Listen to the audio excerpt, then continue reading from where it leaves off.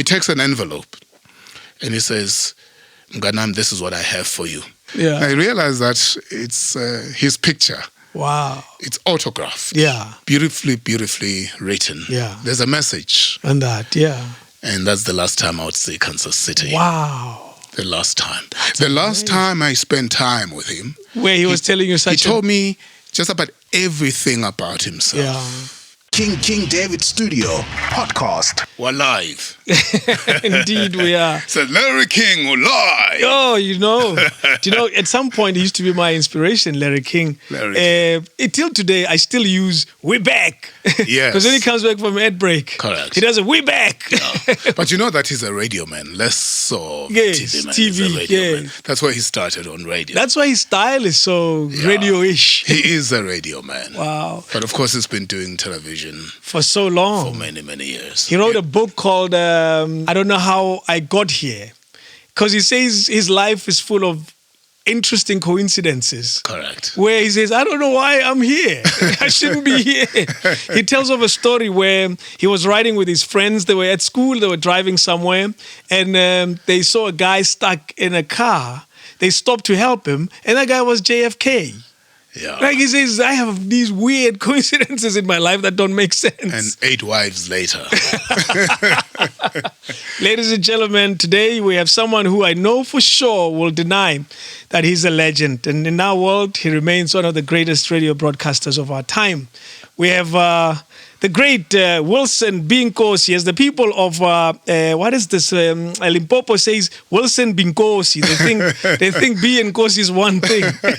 So you listened to me well when I told you, Dave, what to say when you start this. Because I briefed you, I told you exactly, and I realized that you were hanging on to each and every word.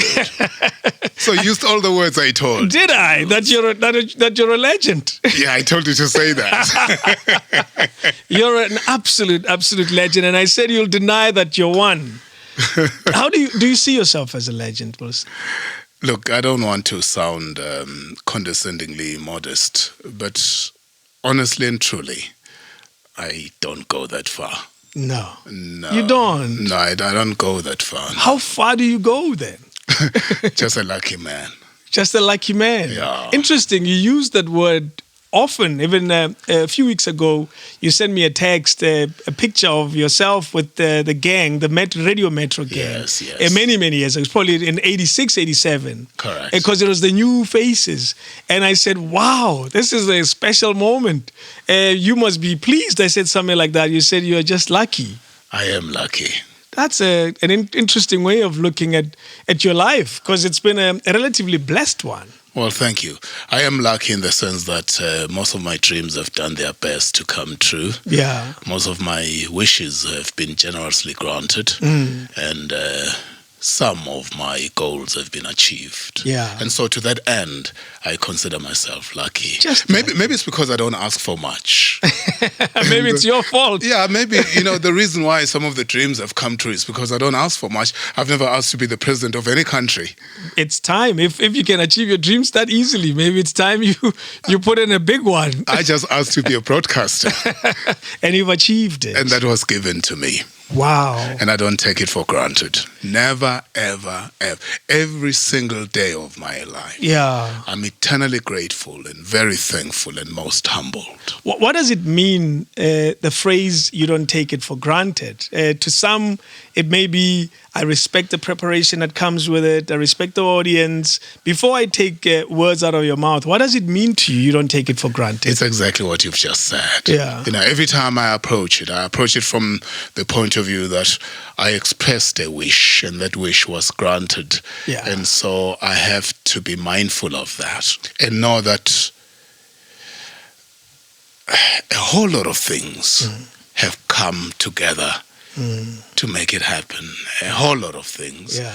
And so I never, for instance, think that I'm the reason why. It's happening. No, I don't. I think that's oversimplifying it for me to say that I'm the reason why. For instance, I can't say it's because of hard work. I know of a lot of people who work harder than I do. Yeah. But maybe they don't have some of the stories that, I can tell, in spite of them working that hard. I do work hard, but I think it's oversimplifying it to narrow it down to working hard. Luck is like Jay-Z says, some mystical energy that flies in the air and it meets you along the way as you're traveling towards whatever it is that you're hoping to achieve. And he speaks of it that way. I kind of like that description of it's just mystical energy that's out there. How do you perceive luck? Well, I think you have to be present for it to kick in, you know. You have to play your part. Yeah. And I believe that if you play your part, Mother Nature will meet you halfway. The universe will meet you halfway. Okay. But you have to be there, I think. Yes. I think anything, if you're sitting in your house and you don't go out to look for that which you want, it's not going to happen. It doesn't matter how lucky you are. And so you got to go out and be a part of the story. And somewhere along the way, and if you keep going, luck will kick in. I believe that with all of me. I may be wrong, but I'm expressing, you know, the way I hear things in my head. Yes. A lot of it is intuition. A lot of it is instinct. A lot of it is gut feel. A lot of it is the sixth sense. Yes. It's a hunch. And all those things combined. Do you feel that your state of mind is a reflection of upbringing, is a reflection of just growing older, or is a reflection of the readings or the conversations you have? Where does this state of mind come from?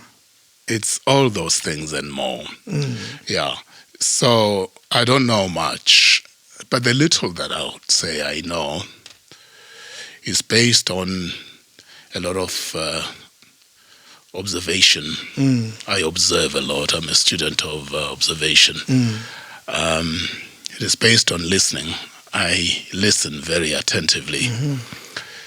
And it's also based on a fair amount of reading.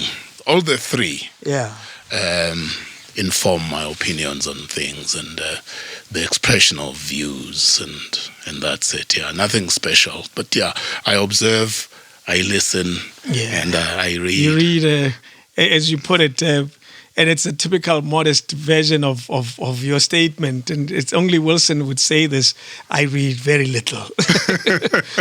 in your very little reading, is there a book that stands out that says, yeah, well, it kind of helped this journey? I tell you, David, I've read way too many books in my life to single out one. Yeah. Maybe it's the Bible. Maybe it's the Bible. Eh? Because I read it over and over again. All the others are all over the place. Yes. But yeah, maybe the Bible has a lot to do with it, you know. But you were saying earlier on, is it based on my upbringing and everything? I think that has a lot to do with it. Yeah. I was brought up not in any special way, but in a certain way. Okay. And there were certain values that were inculcated, and they were drummed into my thick head. Wow. Give me one or two. Well, I'll tell you. My parents taught us and told us. When I say us, I'm talking about my siblings and myself. And I'll tell you about all these things. And on a good day, I remember them. Yeah. But I violate them all the time. But they taught us to be honest. They taught us to tell the truth. Yeah. They taught us and told us to keep our promises, that when you make a promise, you make good on it. True. They also taught us that if you have a way of helping someone who's in need, if you have the means to help, go ahead and help. Yeah. And the fifth one, and most importantly, they taught us to exercise fairness, to be fair, to treat people in a fair way. Wow. And so on a good day, I remember all those things. There are 5. There are many. I call them the guiding principles. Yeah. But of course, I've violated them over the years. And as life becomes what it is. Yeah, you know, but I always remember. I always go back to the beginning. Yeah. Yeah, you know, when you're told that what did I tell you? I told you to tell the truth. And, every time you make up a story. Oh, hell, as a little boy. Yeah, all the time. And but those things help me. They sustain me in a way. This segues us nicely into this because you use the phrase, you always go back to the beginning. Correct. I want to go back to the beginning. Let's go. Where were you born? So this is very interesting. Yeah. I come from Swaziland. And so my mother, this is how the story goes, that shortly before she delivered, she went to Parental. Parental is a stone's throw from home, like just across the border. Literally. Yeah. So you were very close to the border. Yeah, well, not far. Yes. But she went there, and there I came.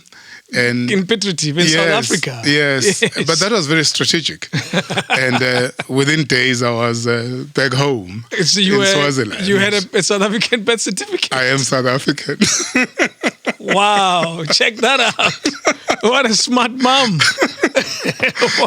Well, she must have been up on a few things, Clearly. Yeah. Did she do the same for for your brothers and sisters? Yes, so let me give you the context because context matters. Yeah. Her mother lived in Parental at the time. Her mother, well, the whole family, everyone came from Swaziland, but her mother moved to Parental. Okay. And so every time my mother would have one of us, she would go to her mother's home. Yes. Yes. And wait for the moment. Correct. Yes. So everyone, all 8 of us, It's not were delivered that way. It's not 2 months ago. It's obviously a long time ago, and she had the wisdom to realize the importance of that decision. Yes, it must have helped in a lot of ways. Yes. But then, within days I was You're back home. Back home. Yeah. And, until the age of 18 and a half, 19. Yeah. When I came to this jungle called Johannesburg. I want to go back to home, though. Yes. How was home and who was home when you were a little boy? So, my mother ran the show. I mean, it was her rules. Yes. But the executive powers were with my dad. But my mother was hands-on. She was more like operational. Yes. She was a COO. She ran the show. Yeah.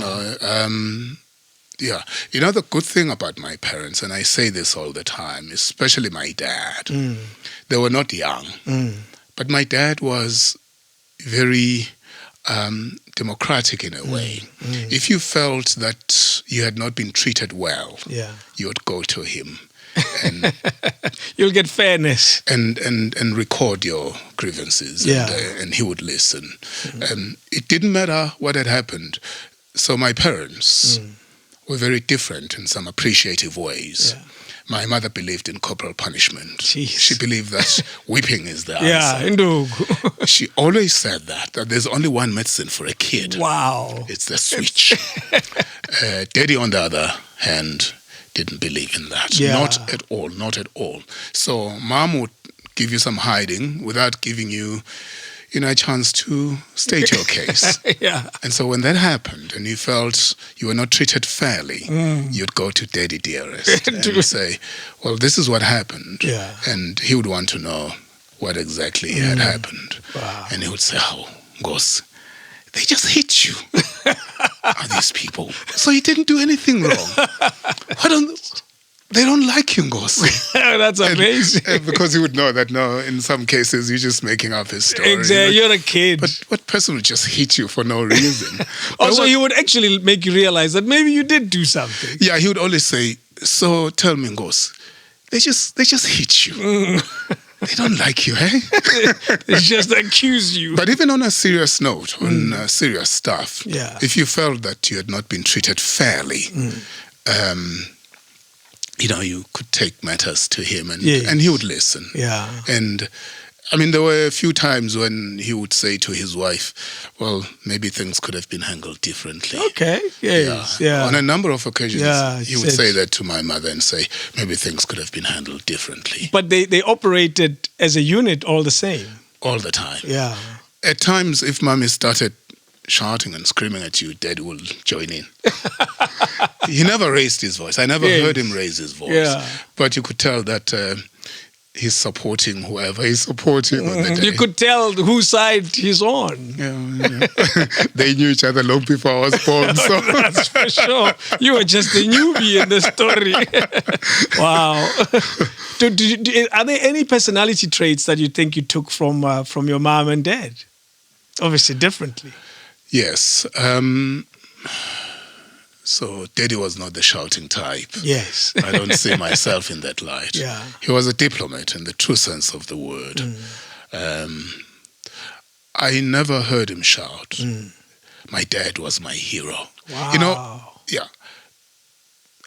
All I ever wanted to be when I was a kid, in terms of being human, was to be like my dad. Wow. Yeah, my dad was my ultimate hero and role model. Yes. The Sydney Portiers and them came later. Absolutely, yes. I found them along the way. But this man was the first man you saw, you fell in love with.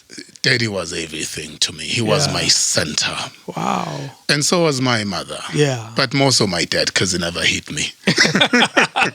You had a reason not to like your mom. I loved her very much, but... well, like and love are different. Yeah, but, she would always read me the right act. Yeah. Especially me, because, everyone else is older than me, so... Yeah. I'm coming there to say, where did you, as the 8 of you, where are you in this number? Beginning, middle, end? You saved the best for last.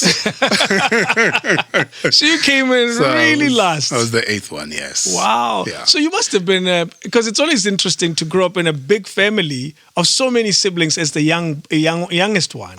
How different was it for you? And what stood out about it? Were you treated as that little kid for a better part of the time?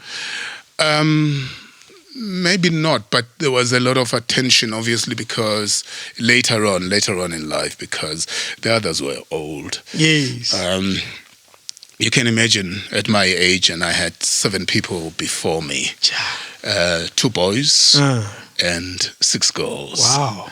Yeah, so 5 girls back to back, and then my brother came, he was the sixth one. And my parents said, we have a gift in this house. Yes. So they named him Sipo. Aha. And then the 7th one came, was a girl. I said, oh no.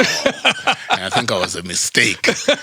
And then I came, and then the name Bafana, we got boys in this house now. Yes, there it is. So that's the... explanation. Yes, yeah. It's the name Bafana, how it came about. It's an interesting one, how, young boys in a big family like that, they become the burden, so to speak. They carry you along literally their whole life. Yeah. So you were never treated with soft hands as the last born. I wouldn't say so. But there was a lot of attention, obviously, focused on me because, Bakulile. Yeah. My sister, the 7th born, is 7 years older than me. Oh, that's a huge gap. Yeah, so it made sense that's the hugest gap we have in that family. That's so, true. There was some bit of attention. To you, as the little one. Yeah, Daddy, for instance, will come back from work with a packet of sweets and everything, and he would say, check what's in the bag, and I'll open his bag, and there will be some sweets a pack. Yes. And then I'll be charged with the responsibility of giving sweets to everyone. And if he had been mean to me, I'll give you 1.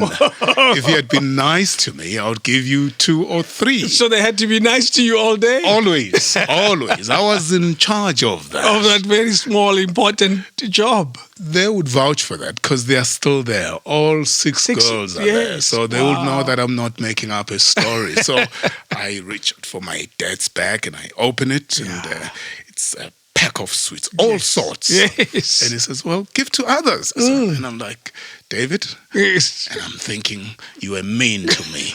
1. And I'm like, Sipo, you were nice to me. 2. I'm like, Poppy, you were even nicer to me. 3. Oh, no. And so it went. Wow. Yeah. It sounds like it was a happy household. But very. Yeah. But very. Yes. But very there were guidelines. Yeah, there was a lot of love in that family, but a lot of love. Yeah. But there were also those guiding principles. You also, in some way, and maybe you'll guide us through this as well, linked as many people in Swaziland to the royal family in some way. And the Dlamenis and all of that. It's a tricky. We don't understand it for me in South Africa. I've been to your home and I've seen photos of great men on your wall, and I say, who are these people? The kings and queens. You know what I mean? Give us a little bit of that. What is the link? I'm a Dlamini and they are Dlaminis. That is the story. That's the story. Come on, Wilson, you're denying us juice here. There must be something to the link. Yeah, no, we're all Dlaminis. Come on, is it the dad? Is it the mother? Oh, it's so we're all descendants of Somhlolo, King Somhlolo. And that's where it starts. That's it, all the way back. And then there's that bloodline. Yeah. And but the main man is King Somhlolo. Yeah.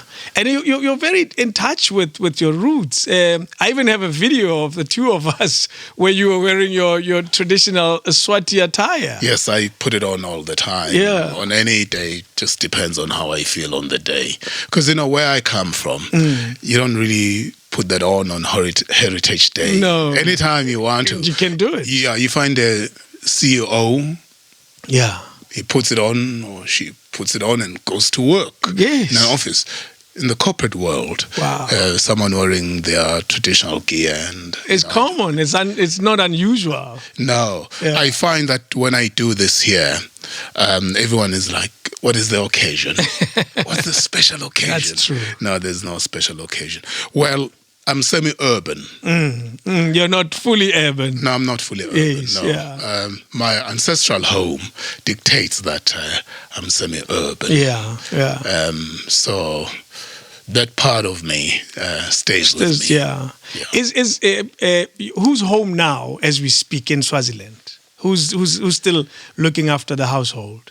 So with my parents gone and everything, Yeah. I'm afraid there's not much of that. Yeah. We just have families who have aunts and extended family uncles members. and, Yeah. part of the whole setup. But as far as my parents' home is concerned, sadly, it's almost non-existent because they're not there. Yeah. I mean, they were the reason why I was there, and everyone else, their own places. All over the place. Everyone yeah. has their own place, and And your education in Swaziland, and why this stands out for me, because my mom studied in Swaziland. There was a time in the history of South Africa where forward-thinking parents would immediately take their kids to Swaziland to go study. Yes. And clearly my granddad was a forward-thinking parent. Same classroom with Felicia Mabuza Sattler. Oh, yes. She always tells that story so yes. often. Yes. So she studied there, and clearly there was something particularly special about the education in Swaziland. Even Nothemba Matumo studied in Swaziland as well. Yeah. What was it about Tulima that? Donsela. Listen to that. In fact, Tulima Donsela and I went to the same school. It's just when I got there, she was gone because obviously of the age difference. Yeah. But, we went to the same school. Yes. I'm checking my phone because there's someone I want to call very quickly. I hope she answers. It's someone, and I want to check a small detail with her, but do it with you here. Okay. Let's see. It's actually the first time I use this part of this tool. I hope this room has enough network. Has good network. Why can't we hear it? Hello. Hi, Mama Shabel. Okay. Le kae na? Okay. Re teng. Ke dere ke na le Wilson Nkosi on the line. Yeah. I wanted to check very quickly. Kind of which school did you go to in Swaziland? St. Teresa's Girls' School. Oh, yes. Oh, St. Teresa's in Manzini. Do you know it, Wilson? Of course. Was it highly regarded? Was it a half middle class school? No, it's up there with the best. Really? Hey, Mama Shabel, you went to one of the best schools in Swaziland. Were you aware that you were attending a great school at the time? Yeah, I was. Wow. I told you, my mom's English is better than mine. And yours is better than mine, David. No, Mama Shabel, I just wanted to check Skolo Sewile Nkoswane because I don't remember the name of the school. St. Teresa's Girls' School. Did you enjoy your stay in Swaziland, ma'am? Sure, as mara kufika haka kwa it was terrible. Oh, you couldn't speak the language. Yeah.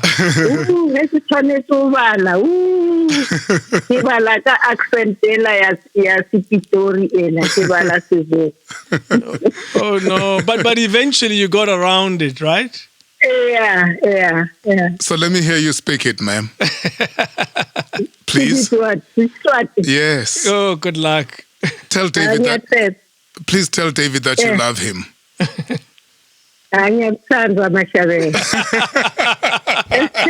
Namzi akutsandza. Thank you very much, ma'am. Okay. Sharp. Thank you, ma'am. Bye. Thank you, and stay safe. Thank you. Bye. Bye. Wow, there it is, eh? It's your word, ngiyakuthandza. Yes.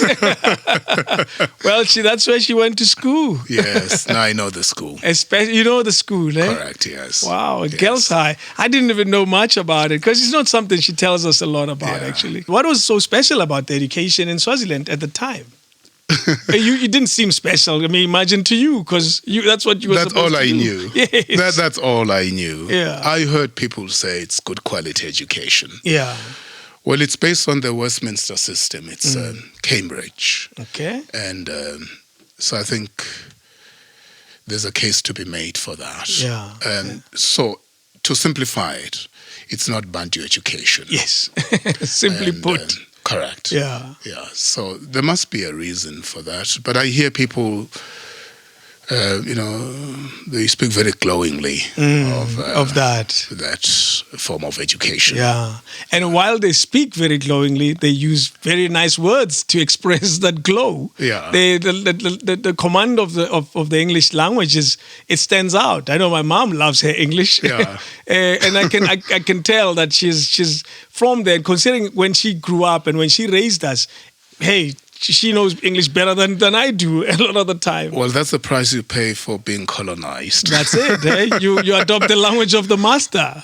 Yeah, in a lot of ways, you had to do things in a certain way. For instance, I'm Swazi speaking, but I did Siswati as my second language. English as your first. They insisted. So, Wow. but I don't carry that and I don't wear that as a badge of honor. No. Because I've learned a few things along the way that it would have been great to balance the two. Yeah. But of course, at home, I got to be what I was supposed to be. Yeah. It's two worlds, by the way. I have to tell you this. So I go to school. In a school, they say, when I talk to you, look at me in the eye. Ah. Oh. And as I the do English that. would. Yes. And then I get home and say, don't look at me when I talk to you. So when I was young, that really, really confused me. Because at school, the idea really is, why are you avoiding eye contact? True. At any given time, maintain eye contact. You must be assertive. Correct. All of that. And if you're not doing that, it means you have something to hide. You can't be trusted. And then you get home, it's the opposite. Don't look at me in the eye when I talk to you. Yes. What do they teach you at school? It's disrespect to It's look very at an elder in the disrespectful eyes. yeah. So, but with the passage of time, you realize that it's You find your own balance as well. different worlds, and Yeah. you're able to separate issues. It's like knowing two languages. You're able to use them appropriately at different times. Yeah, I remember there was a time when my mother said, I don't know if this man can speak English. But kumangao. Yeah, Ah. she was saying that. But that's because at home things were done in a certain way. Yes. Yeah, you leave all the stuff at school, the stuff that you do at school, and when you get home, there's order. So my mom says, I'm not even sure if you can speak it well. Because they've never had you speak it. They had, but, not when I'm with other kids, kids in the neighborhood, speak Siswati, and I also spoke Siswati like everyone else. Yes. And, so there was no difference. And there was no way of telling that, they had done me that favor. Did you realize the value of education, and who in the family understood the value of education a lot closer? It must have been mom and dad. Yeah, collectively they felt. Yeah, they posted me to some places. And, Where did you go to school? What is the school's name? It's named after a colonialist called Sir Evelyn. So the school is called Evelyn Baring. Okay. It's in the south of the country. Yeah. So there will be maybe 4 very quote-unquote prestigious schools in Swaziland. Okay. You have Waterford, Kamhlaba. That's where the who's who. Oh, really? goes, The who's who of Swaziland? The whole world. Wow. Yeah, it's owned by the United Nations. Okay. So, in this context, I'll tell you, for instance, that's where the Mandelas went. That's where the Tutus went. Yes, The Tutu children, the Mandela children, the Sisulus, and, it's Waterford, Kamhlaba. Yeah. Then you have your St. Mark's in Mbabane. Yes, yeah. You have Evelyn Baring in Hlangano. You have Salesian in Manzini. Jeez. And so They all sound so English. So it goes. Yeah. They all sound so English. Eh? It's interesting, Wilson, that the appreciation of the English culture, appreciation of the English language and English education is so strong. But that the people of Swaziland remain so traditional in their beliefs as well. They were not, so to speak, fully taken over by the colonial master. Yeah, no. How did you survive that as a nation?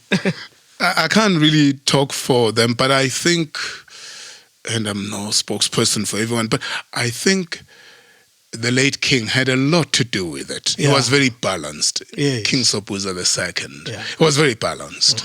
He could be an Englishman, but he could be very, very, very Swazi as well. Yeah, he was able to balance the two so well. I'll tell you a story, and I know this to be true because I've heard it from different sources. So at some point, the story goes, maybe it's urban legend, I don't know, but I have to believe it because I've heard it over and over and over again, that the Queen of England had sent one of her diplomats or ambassadors to Swaziland to engage the king on one subject or another, and was to obviously brief the Queen when getting back. So the man got back to the UK, and the Queen was expecting feedback. The man said, "I didn't find a Swazi man there. I found an Englishman." What? But he was very suave and very, very urban, very sophisticated. He was a sophisticate of note. Yeah, the late king was a sophisticate of note. That's amazing. Very old. Yes. But I know the pictures of prim and proper, and and he knew everything. We thought he knew everything. Yes. He was to Swaziland what Mandela was to South Africa. Yeah. In the eyes of people of Swaziland, their king Sobhuza II, could do no wrong. But he was also just very, very Swazi. It depends on the occasion. The occasion calls for that, and it's exactly that. So he was able to balance that. And I think because he was everyone's role model, so it was easy for everybody to toe the line in that regard. He led the way. He led the way, but with a great deal of humility.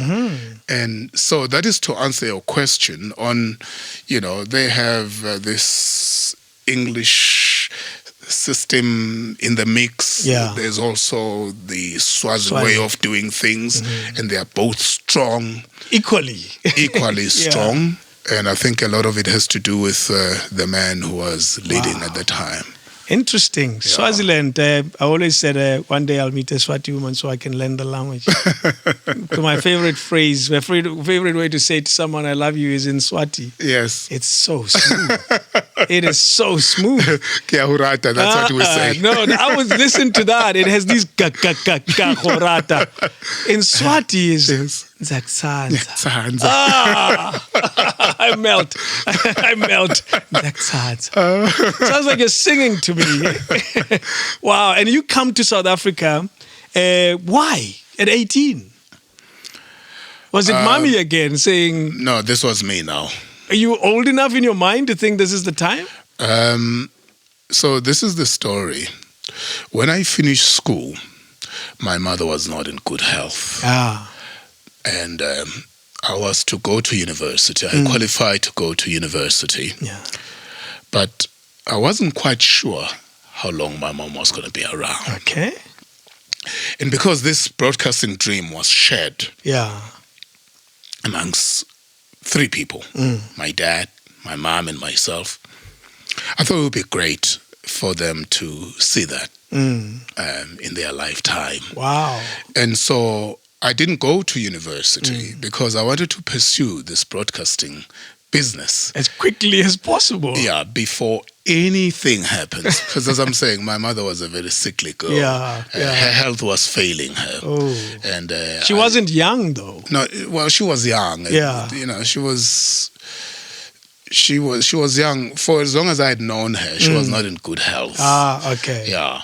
And so there was a reason for me to want to go and pursue broadcasting so that my mother and my dad could witness that. She saw some bit of it. She was still around. Just a little bit, yeah? A few good years. Give me this. An 18-year-old boy in Swaziland dreams of broadcasting. Where does this come from? So, from an early age, when I learned that you have to earn your keep in life, I thought mine would have to come from broadcasting. Yeah. In fact, before I went to school, again, my sisters would vouch for this. Yeah. Before I went to school, all I thought of was radio. Really? Yeah. And I would tell them that that's what I would do. And my sisters to this day remind me that that's what you used to say, that you'll be a broadcaster.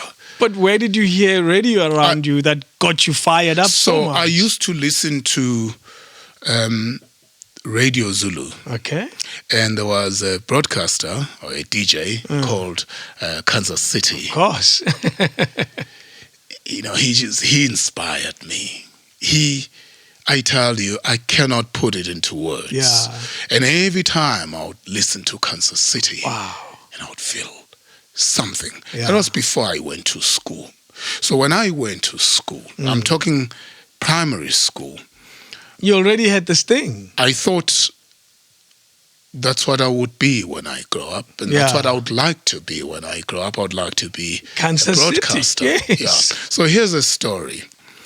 There's a group called Soul Brothers. They were coming to town to perform in Hlangano. Yeah. That's our town. Yeah. But throughout, we were told through the radio that Kansas City was going to be there. In fact, he was the one punting it that he's going to Swaziland with the Soul Brothers, and it was a big thing. So came the day of the concert. My brother and my sisters and I went. But mine was to see Kansas City. That's you didn't care about the Soul Brothers. I did, but largely to see Kansas City. Yes. I was very, very young at the time. And I was 9. Yeah. I was 9. I still remember. It was in 1976. Yeah. So you can work it out how old I am now. If your mathematics is anything to go by, then you can put things together. Yes. So we get to the show. Yeah. Dololo. Kansas. There's no Kansas. Oh, my God.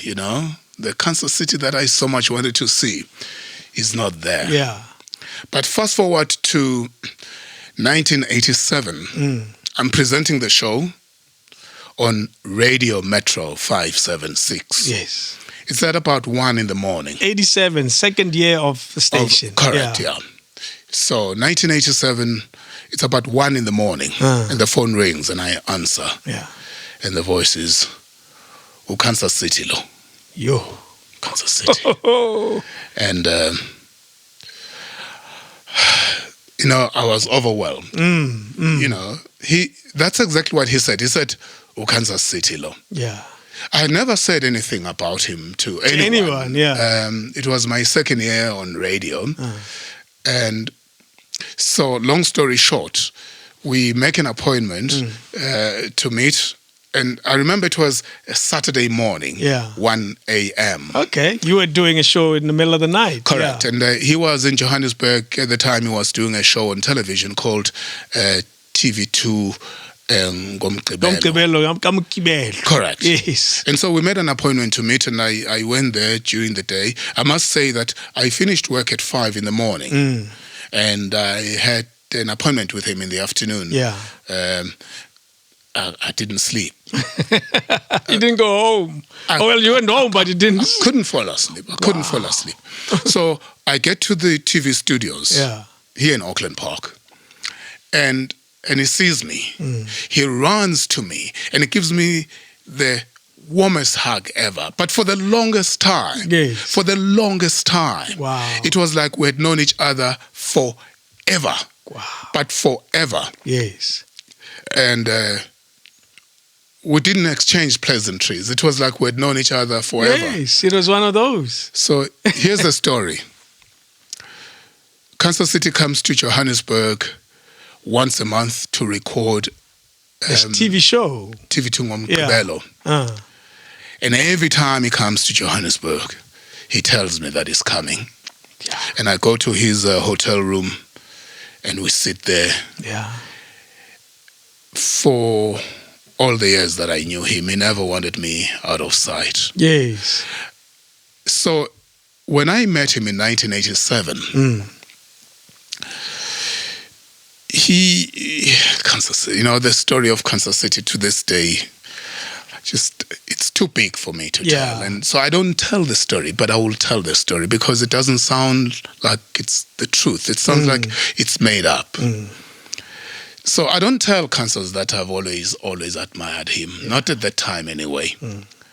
So in 1987, the first time I flew was courtesy of Kansas City. He flew me to Durban. Yeah. And he put me up in a 5-star hotel. Jeez. And the idea was for me to go and meet his family. Wow. So he hosted me for a number of days. That's amazing. The first time I flew, it was through Kansas City.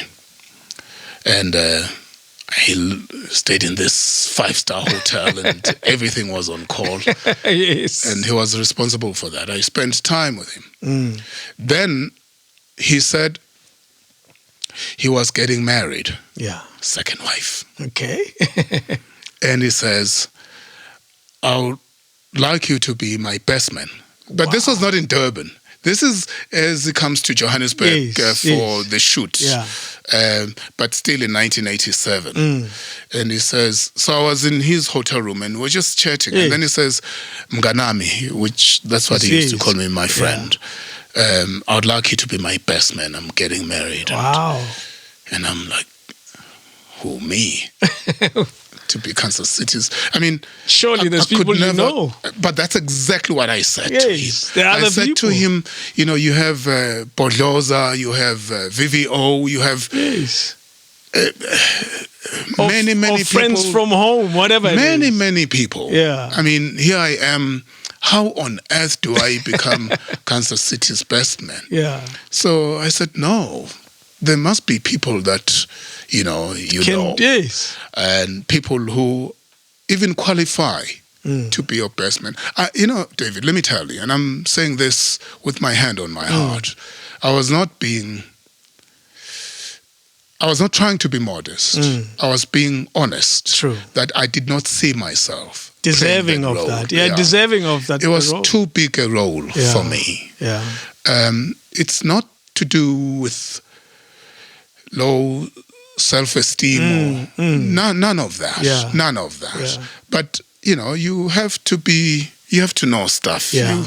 You don't punch above your weight. You got to understand the pecking order. Yes. And so I said to him, no, honestly, no. And he was very persuasive. And I said, no, I'm sorry, but I cannot. Jeez. Then he said, how about being an MC then. Yeah. I said, that's fine. That I'll do. At the time, I realized that he was not going to allow me to get away with this. And I said, no, that's fine. Yeah. I will be your MC.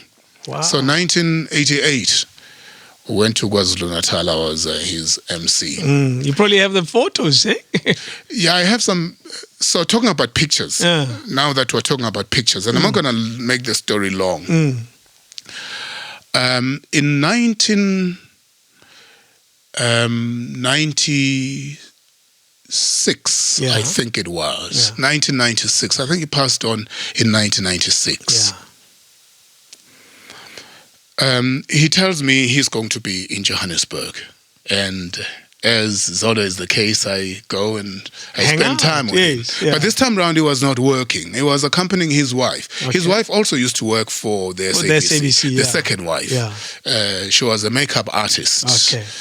And so she was at work, and I was with him in the hotel room, and we spent the whole day talking. But on the day, things were different. He tells me who he is. Yeah. Everything. Wow. From day one until on the day that we're talking. He tells me about himself, the story of his life. Yeah. He also tells me that he's not a Mchunu. Okay. That's his mother's surname. Okay. He tells me what his surname is. Yeah.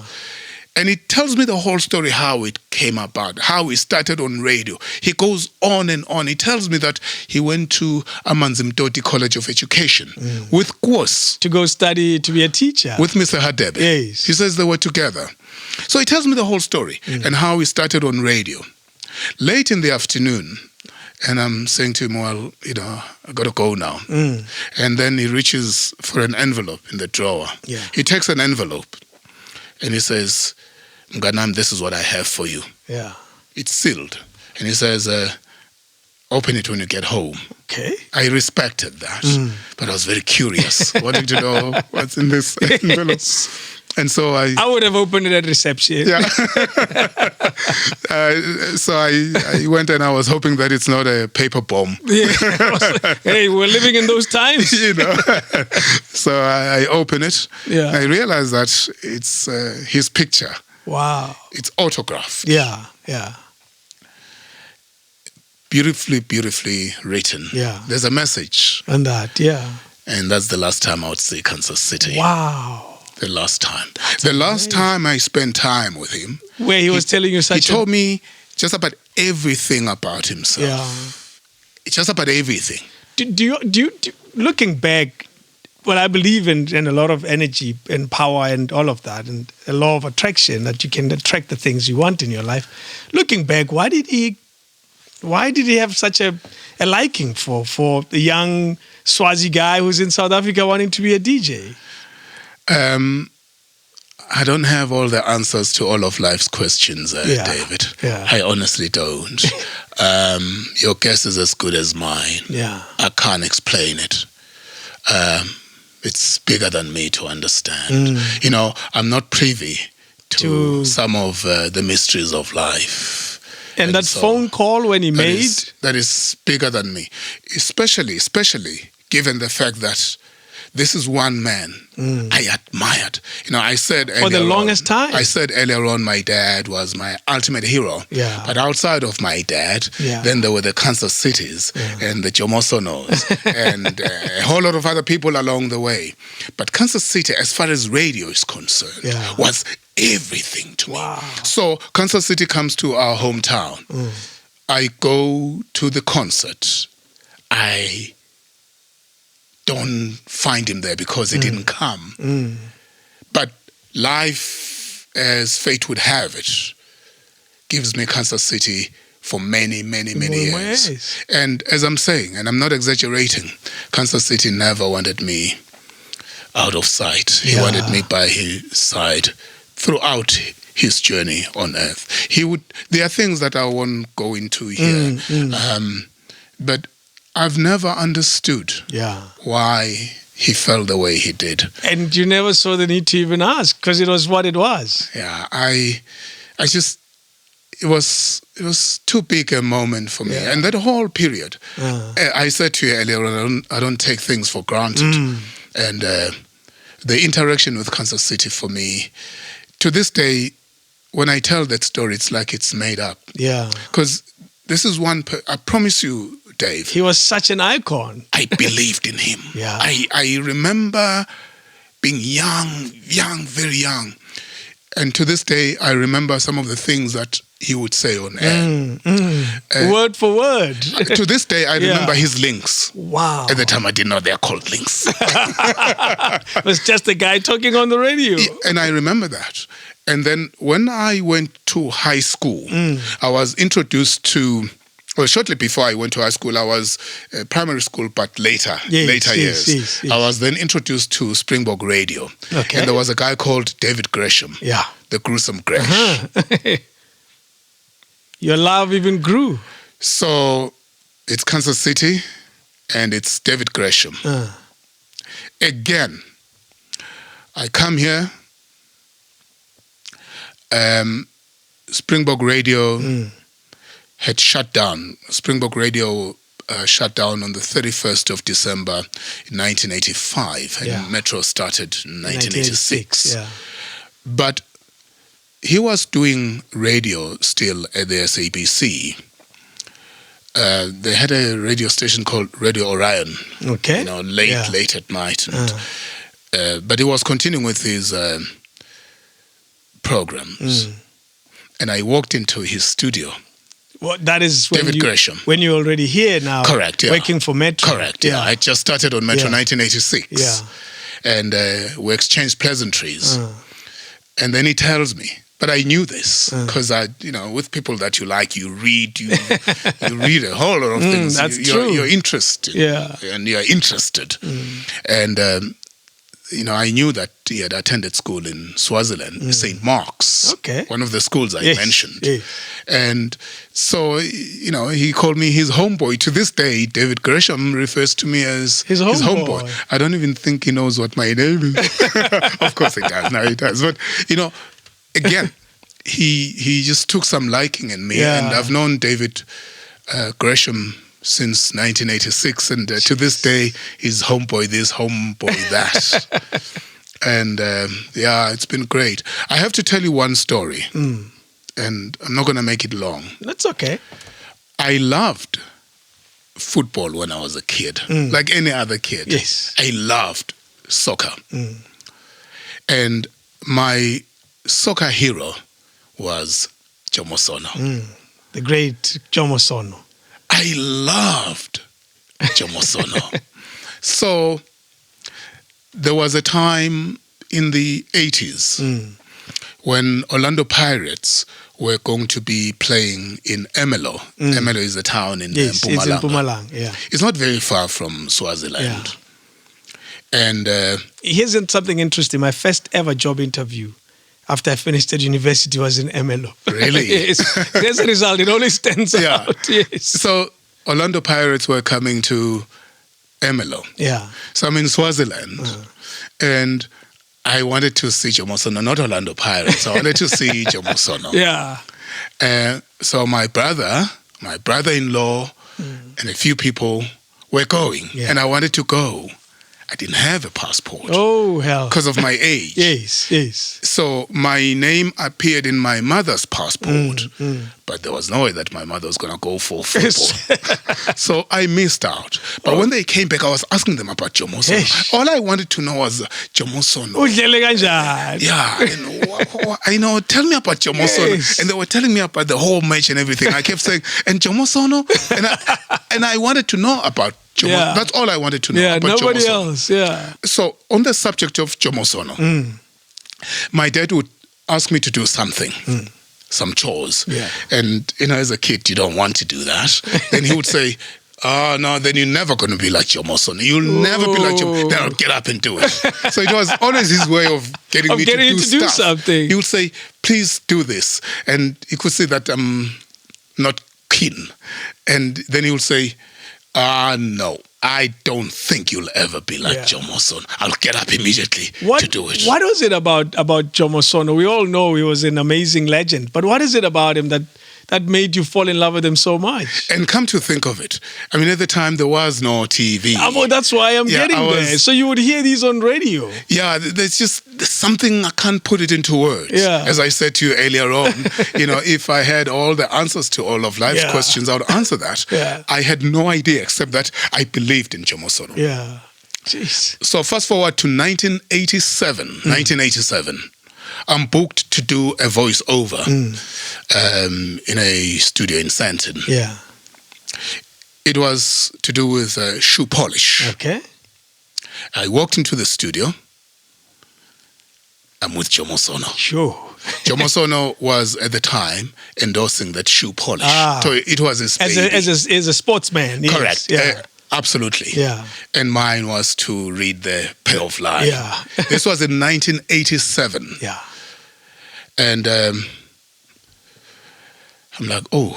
Here's this guy. You're You're seeing him for the first time. For the first time. Yeah. The flesh. He's sitting here. I'm sitting there. Wow. I'm looking at him and we're reading the same script. Wow. The same script. And after that, I phone home and I tell them I was Jomo Sono. Can I tell you what happened after that? Yeah. Jomo Sono made it his business to track me down. Wow. If my maths is anything to go by, it's been what's from 1987 to today? 87 to now, it's 31? 33 years. Yes, 33 years. Yes, 33 years exactly. I wouldn't say I'm Jomo Sono's friend, but yeah, since 1987. Yeah. If Jomo were my age, I would say he's a friend of mine. Yes. So I refer to him as a big brother. Yes, but he good made man. it his business, and I'm not name dropping. Please, I'm saying it. There's a context. Yeah. He likes to hang out with me. I like to hang out with him. Yeah. To this day, Wow. 33 years later, when there's something happening at Jomo's house, You would say, hey, he invites fun. me. His children's birthdays, he invites me. Wow. His wife's birthday, Yeah. he invites me. His birthday, he invites me. You remain a buddy to him, clearly. I didn't see Jomo Sono in Emelo. Years later, I would see Jomo Sono for 33 years and counting. And it's still going on. I missed a moment to see him in Emelo playing football. I got to see him up close and personal for this long. I think this story happens in your life quite a bit, because there's one that we share, which is quite similar, where you met another legend, a basketball legend, and we happened to have met that person at the same time. Correct. You took the picture. I took the picture. Yeah. And I didn't realize how much this person meant to you until you spoke about it on the radio. Yeah. When we met Kobe Bryant, it was another moment to me. I'm a basketball fan, but I always thought it all ended with Michael Jordan, quite frankly. Yes. Anybody after that? It starts with Michael, it ends with Michael. So when we met Kobe, I remember you were in awe. Yeah. Like, Dave, we have to take that picture. Correct. Because I'd always liked Kobe. Yes. Let me tell you, there are only two people Yeah. in my life that I've asked to take a picture with. Only two, because I'm not in your face. So I would see you're David, and I like you very much. Yeah. But I believe in giving you your space. So I'm not going to start hounding you and asking for a this. picture I don't ask for much, as I said earlier on. And so even if I want that picture, I hold back because you let the moment pass. I want to give you your space. Yeah. But there are two people that I've asked to take pictures with. One of them is Kobe. Yeah. And you took that picture. I'm lucky to be the guy behind the camera. I asked you to take the picture. Yes. I walked up to him and I knew Kobe, and based on what I'm a student of basketball. Yes. I took a chance. I thought it could go either way. And he was very kind, He as was you kind, remember. yes. But it was very, very, very sweet. Yeah. But very, very sweet. Amazing. And So this moment clearly happens quite a bit in your life. And I want to reflect back to a statement you said early on when we started talking, is that you're very lucky that these things that you dream up, they seem to happen. Yeah, the only thing that hasn't happened is money. Don't worry about that. It's an overrated little thing, and it becomes an inconvenience, Wilson. Wait until you don't have it, eh?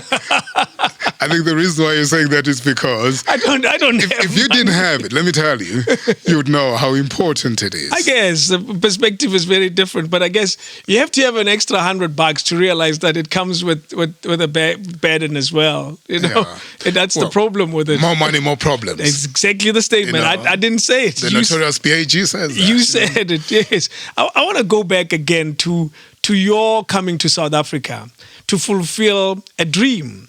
You decide, no university, let me go and try to do this. Were the parents happy with this? It seemed like a big decision in your life. Yeah, so they were supportive, Yeah. but very, very supportive. They knew about this dream. I shared this dream with them. I'm not sure if they were very comfortable about me coming to Johannesburg and at that age. But they embraced The decision. my dream and my wish. And so I came Yeah. to Joburg. But before I came to Johannesburg, I had written to the SABC when I was doing my final year at school. And I was asking for a job to be a broadcaster. I think I've seen that letter. Yeah. Have I seen that letter? I think I've seen that. You've seen the response. I've seen the response You've seen from the response. SABC. From the SABC, the yes, you response. actually exposed me to the response. Yeah. So I wrote to them Yeah. in 1985. And I did say that, I would like to work for Springbok Radio. I got a response to say there was nothing going on at the time. Anyway, Springbok Radio was shutting down anyway on the 31st of December 1985. Yeah. And so the suggestion was, how about you try Radio Swazi, which is Likwala Kwala, Yes, yeah. SABC, Yeah. Swazi radio station. And I mean, with all the humility in the world, and no disrespect to Likwala Kwala, because I love them, they're family. That's true. But I wanted Springbok Radio. So I wrote back to the SABC to say, well, Springbok Radio is shutting down. How about Radio South Africa, which is SAFM now? SAFM today. Because I used to listen to Radio South Africa as well. And there was no response until sometime in 1986 when I received the letter that you're talking about, telling me that there will be a radio station launched, Radio Metro, and if I'm keen to audition, this is what I need to do. And interesting how they responded to you. They hadn't had you on the radio, even a demo. That's why They were just responding to a letter they received. Correct. And I was actually pleasantly surprised that I wrote twice. Yeah. First I wrote and they responded. I wrote back. And the person who was responding is a Mr. Tace Law. Mr. Tace Law was the general manager of the Nguni services. Okay. And hence the suggestion that how about Radio Swazi? This is someone who had never met me before. Didn't know me from a bar of soap. And quite senior. But very senior. Yeah. So I think what happens is you have piles and piles of letters and they look at them and say, so this one goes to David. This one goes to so-and-so. Yes. And he took the trouble to respond. Because it's not a two-sentence response. No. It's quite a lengthy Very response. comprehensive. Yes. But very comprehensive. Yeah. And so I took him up on the offer of auditioning for Metro. And I was auditioned by Nkosi Adebe Makulukulu. Yeah. And the rest is history. As they say. Yeah. Wow. What was your first show? So the first show was at midnight. Okay. Yes. We're knocking off at 5 in the morning. Yeah, we started from the bottom. Now we're here. You know that song. Drake. know it. We started from the bottom and now we're here.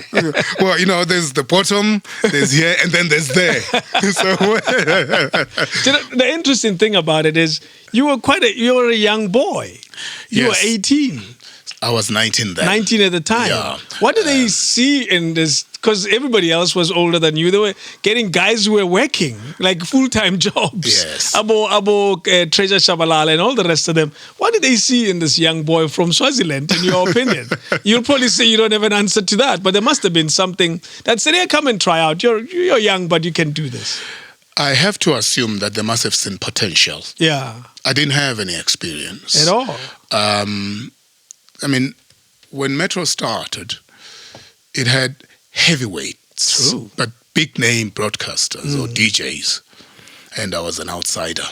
I was always mindful of my outsider status. Yeah.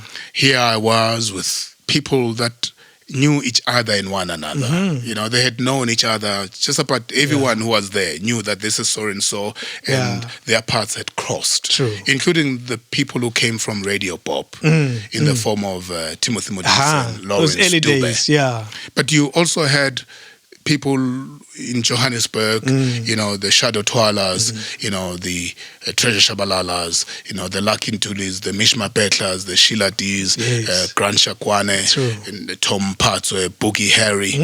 It's such an amazing list of names. Yeah, and they knew each other. Yeah. These are Johannesburg people or Mafikeng people. Yes, exactly. And you come in. Yeah. Straight from Swaziland. Yeah, and some of them were very, very welcoming. Yeah. You know, I mean, I remember Timothy Modise, who I list as one of my closest friends, was very, very embracing. Lawrence Dube was very, very kind to me. Yeah. Oh, the first time Lawrence Dube met me, and of course introduces me to him, or introduces him to me, I don't know, whichever one, however you look at it. Yeah. And Lawrence Dube looks at me and says, you look very English. But you know how Lawrence Dube goes on, or Tlhabane, Lawrence Tlhabane. Yes, Let's get it right, let's get it right. So he looks at me and he takes a look and he says, you look very English. And I said to myself, is it that bad? But he was also very, very kind to me. Treasure Shabalala, Tom Patswe, and Grant Shakwane, without a doubt. Who did you connect to almost immediately? Because we're from two different schools of radio. And every time I speak to people who started radio at the time you did, they always speak of a brotherhood that existed. We don't have that, unfortunately, right now. Who did you connect with almost immediately? It has to be Grant and Tim.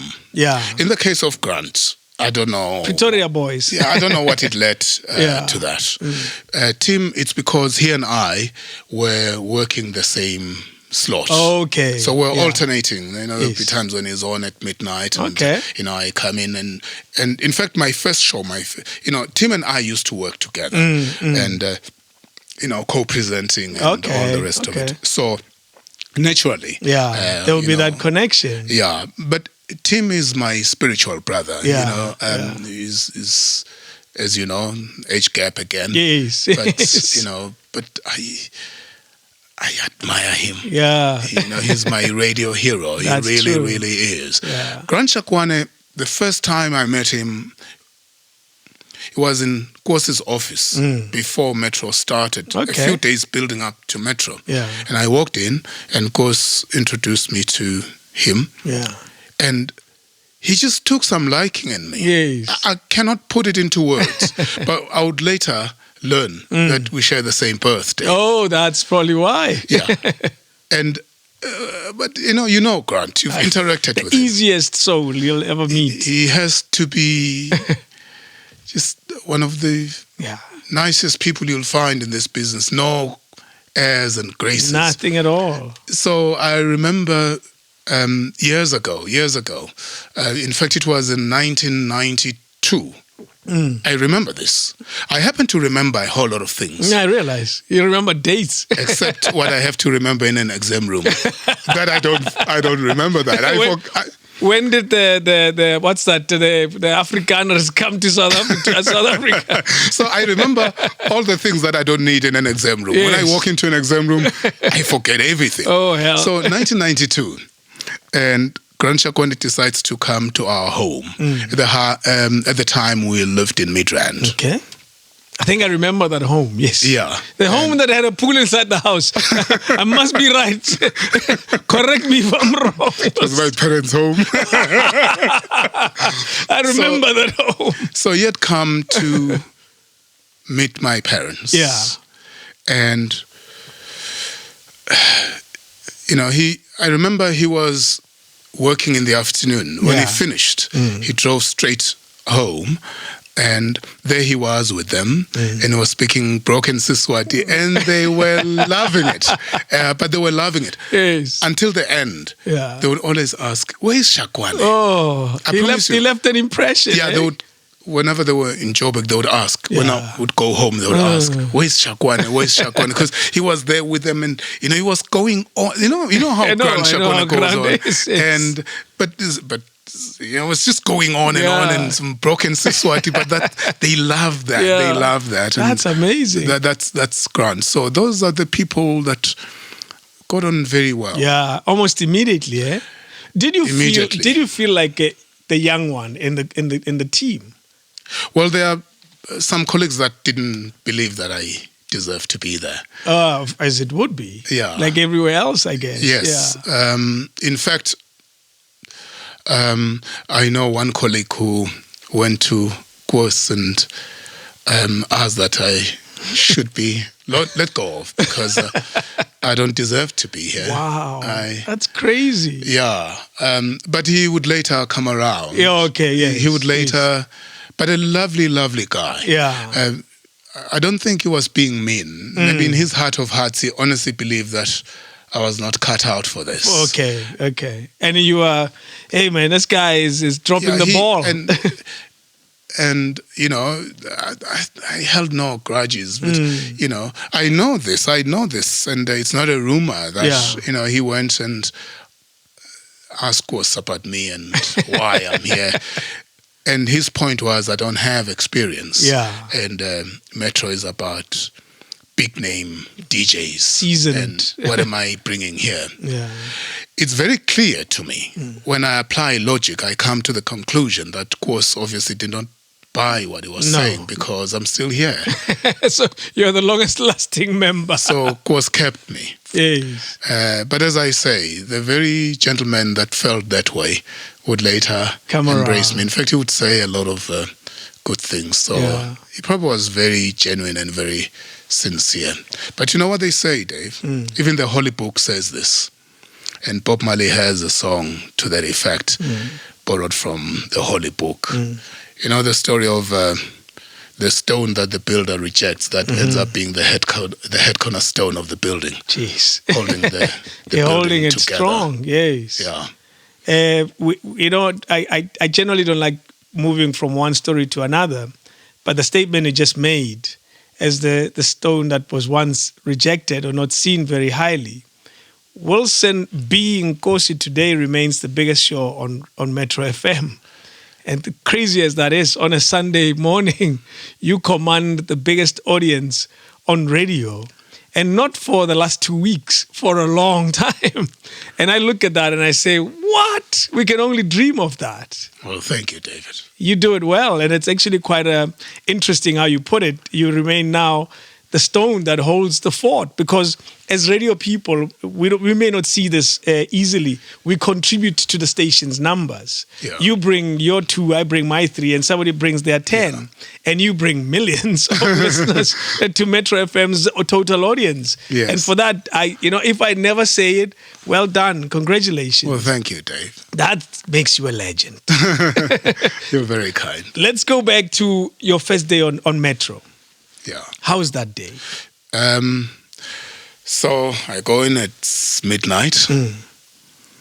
It's cold. And it's cold not because of the temperature, because I'm You're nervous. So I'm trembling. Yeah. Sweating, my forehead is sweating. I'm nervous.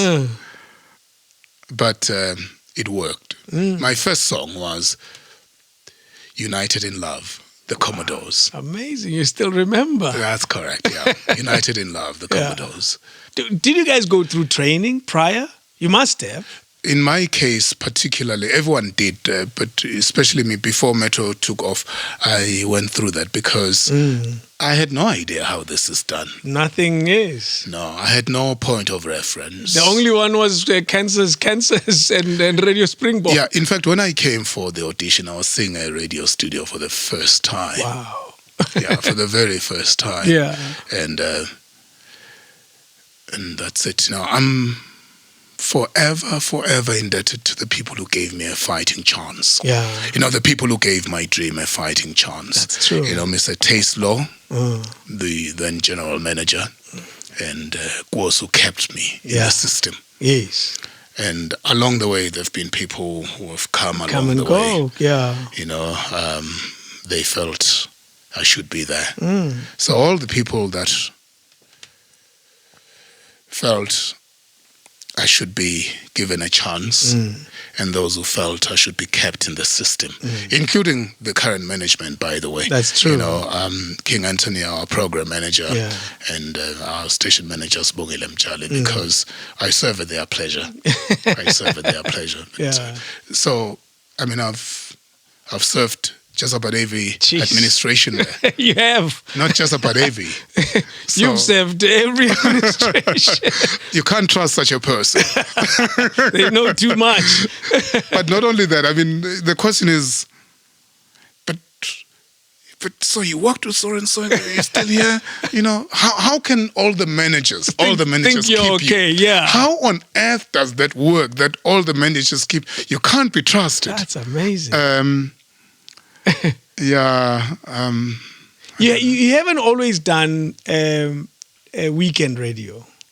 No. So I've done. I started at midnight, and then it moved to 4 to 6 in the morning. A little earlier. Yeah, and then for many years I did 9 to 12 at night. At night, yeah. Yeah. What did you call that? We used to call it in the still of the night. night. The night, of course. The quiet storm. The quiet storm in the night. I still believe.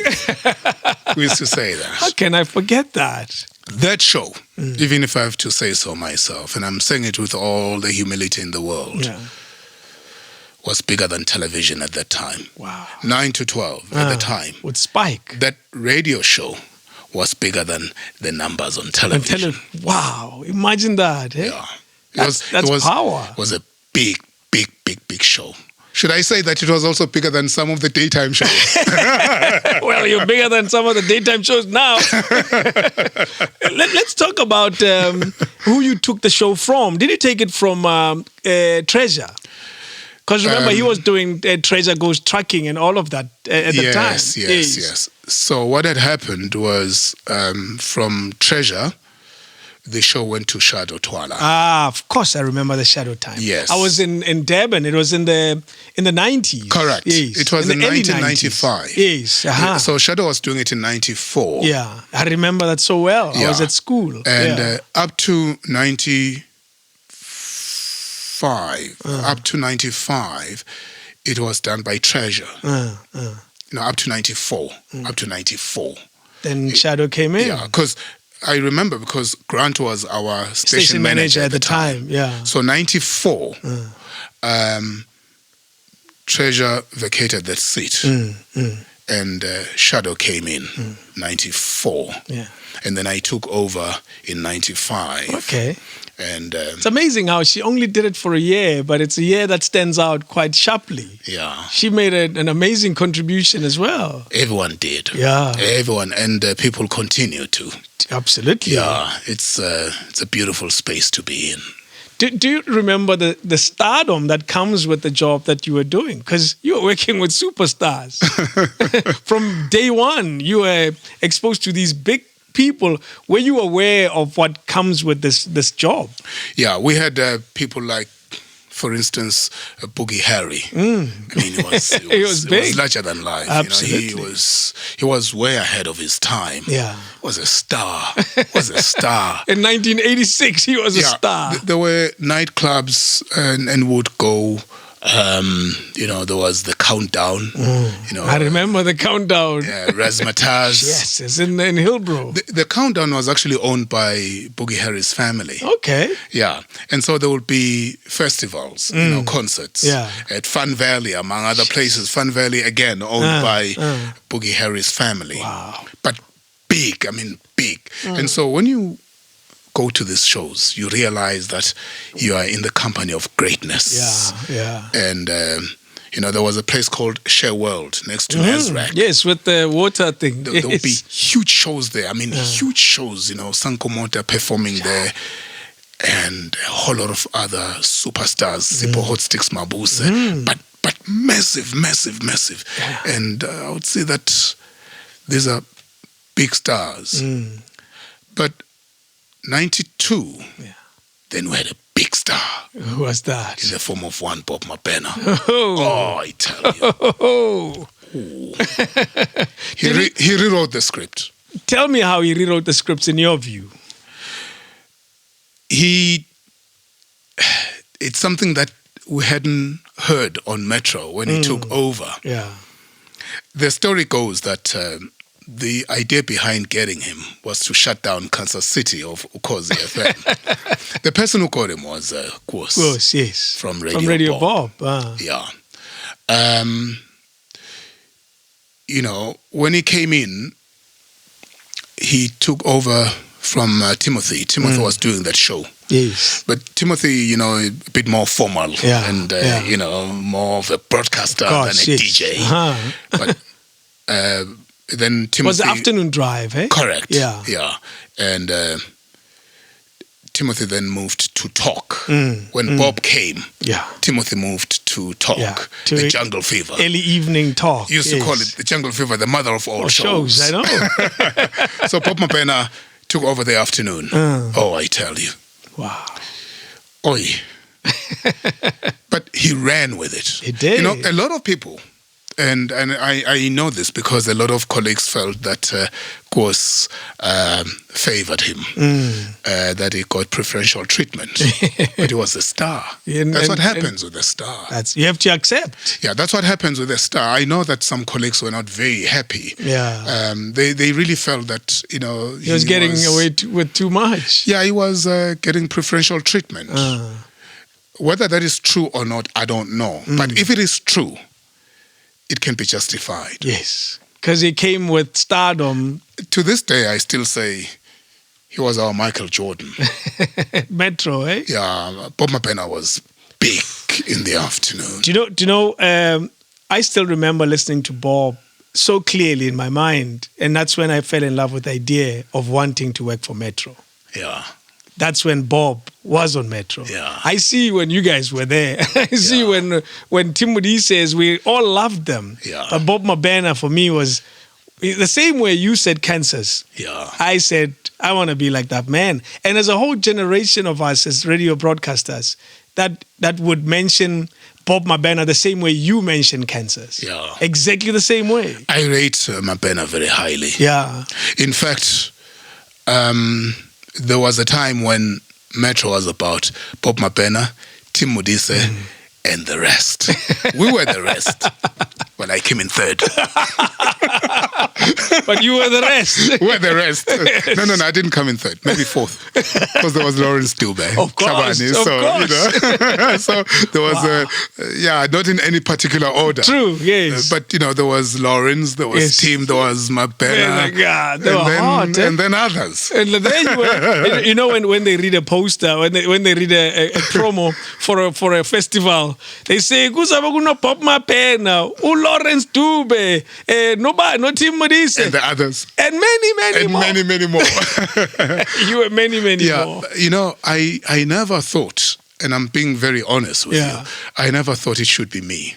I celebrated their success, and I was happy for them. As I am to this day. Because I never saw myself as being a Bob Mabena or a Tim Modise or a Lawrence Dube Tlhabane. I always wanted to be Wilson Nkosi. Interesting you put it that way, because in radio, like most professions, you find professional jealousy, and sometimes it's not necessarily a bad thing. Yeah. Because if you've seen The Last Dance with Michael Jordan, you realize that you learn and you want to be as great as the greatest in the team. And that's truly the inspiration. Was there any of that? And I say this because every time I hear the stories of yesteryears at Metro, and I repeat this again, I realize it's of a team of guys who really liked working together. And that, even now, you still find, well, not now anymore because there's brand new studios, you would find on the tables there'll be cigarette burns and all of that because guys used to hang out there all the time. And what about that time that was so special and that brotherhood that was so special? I think it had to do with the fact that there were not a whole lot of players again. And there was just... all that we're doing was radio. Yeah. Now you have people who have 1,000,001 things to do. I mean, I remember we would hang out in Tim's flat and play music. Yeah. And each person would play for 30 minutes and we'll take turns. And Lawrence would be there, Treasure would be there, and I'll be there. And we'd go to Lawrence's flat, and it was exactly the same thing, because we also had the time. And I tell you, we would each get a chance and a turn to play, and it was fantastic. 30 minutes is not short if there's 10 of you. I have to say that there was a lot of camaraderie. There was a lot of that. It was not perfect, but there was a lot of that. I must be honest. At the time, I never heard anyone talking ill about the next person. The next one. I'm not saying it didn't happen. I'm saying I did not witness it. So there was a lot of that. Interestingly enough, at the time, and I've heard this from a lot of people who wanted to join Metro when Mr. Hadebe was the station manager. So he had our pictures on the wall, as you can see. Yes, like that. So there will be pictures, and a whole lot of people have said this, so I have to believe it. And so a person will come in and say, Mr. Hadebe, I'd like to join your team to be a DJ. Then he would say, so of these people, who do you think should go? Who should make way for you? So what a difficult question. Of all these people, who do you think should make way? I mean, you will sing, I'm shy. Then you look, and all these guys would say, they go, ish, Mr. Ish. I'm surprised they didn't pick on me. Wow. You know, I have to tell you about the early days. So we were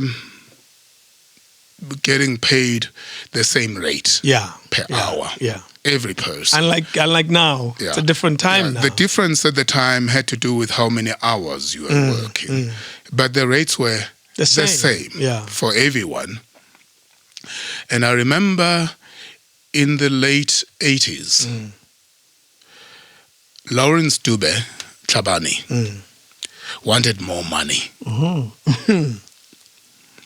So he felt he deserved more. And he had an appointment. I know this because I was working with him.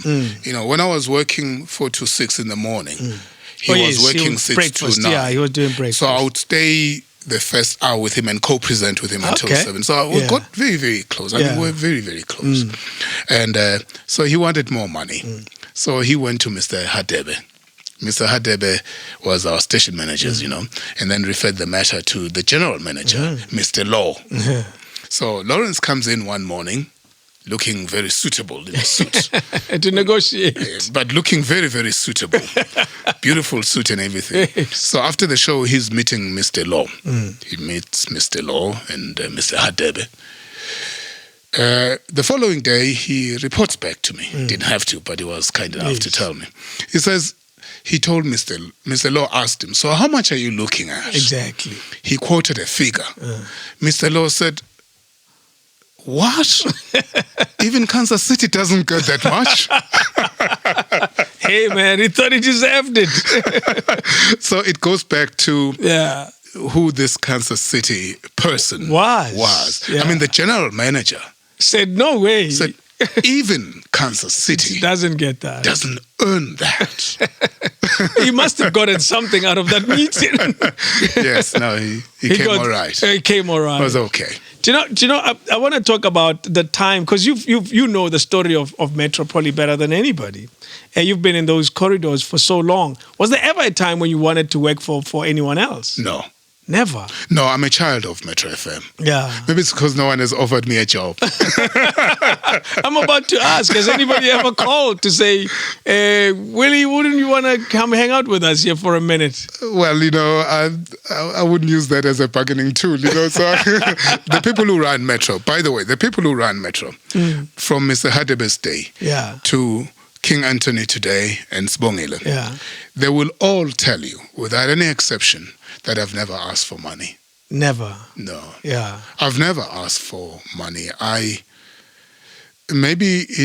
That talks to the person that I am, that I'm not a very shrewd businessman, that I'm not strong enough. I don't see it that way. I got into this understanding the terms and conditions. I understood the disclaimer. True. I knew that radio was never going to make me rich. Doesn't matter how much they pay me. That's it. I never thought of radio as my way out of poverty. I saw it as a way to live my childhood dream. Nothing more, and it remains the same today. Yeah, I've never asked for money. Because I see this as a privilege. Yeah. It's something that I would do even for free. It's just now I know that I have to be paid for it. And interesting you say that. I've said it many times, even on air, that listeners don't believe this, but this is one job I would do without getting paid. Yeah, because I do a lot of that at home. Yeah. For free. You might as well. It's just, someone decided they're going to pay me for it, Yes. and I'm not complaining. No, you can't. Yeah, but as I'm saying, David, I never saw this as my way out of poverty or as a way of making a lot of money. I knew that I'll afford my basic needs. I would meet my financial obligations. Yeah. And life has been kind enough to afford me that. What else have you introduced in your life early on, and what led to that from a business point of view? Because a lot of people may or may not know that I also run a small advertising agency / production company, which is why it's easy for me. And I say this with the greatest of humility. It is easy for me to put together a recording like this. Yes. Because this is your setup, by exactly. And there's 4 other setups identical to this one in this very same facility. Yes. Tyler Perry. Well, this is a repeat of the Tyler Perry story. 1%. 1%. At least there's one. You're going to start somewhere. At least there's one. So it's exactly that. And what other interest did you have that has led to a life of radio is what it is? I will try other things. And what introduced you to it?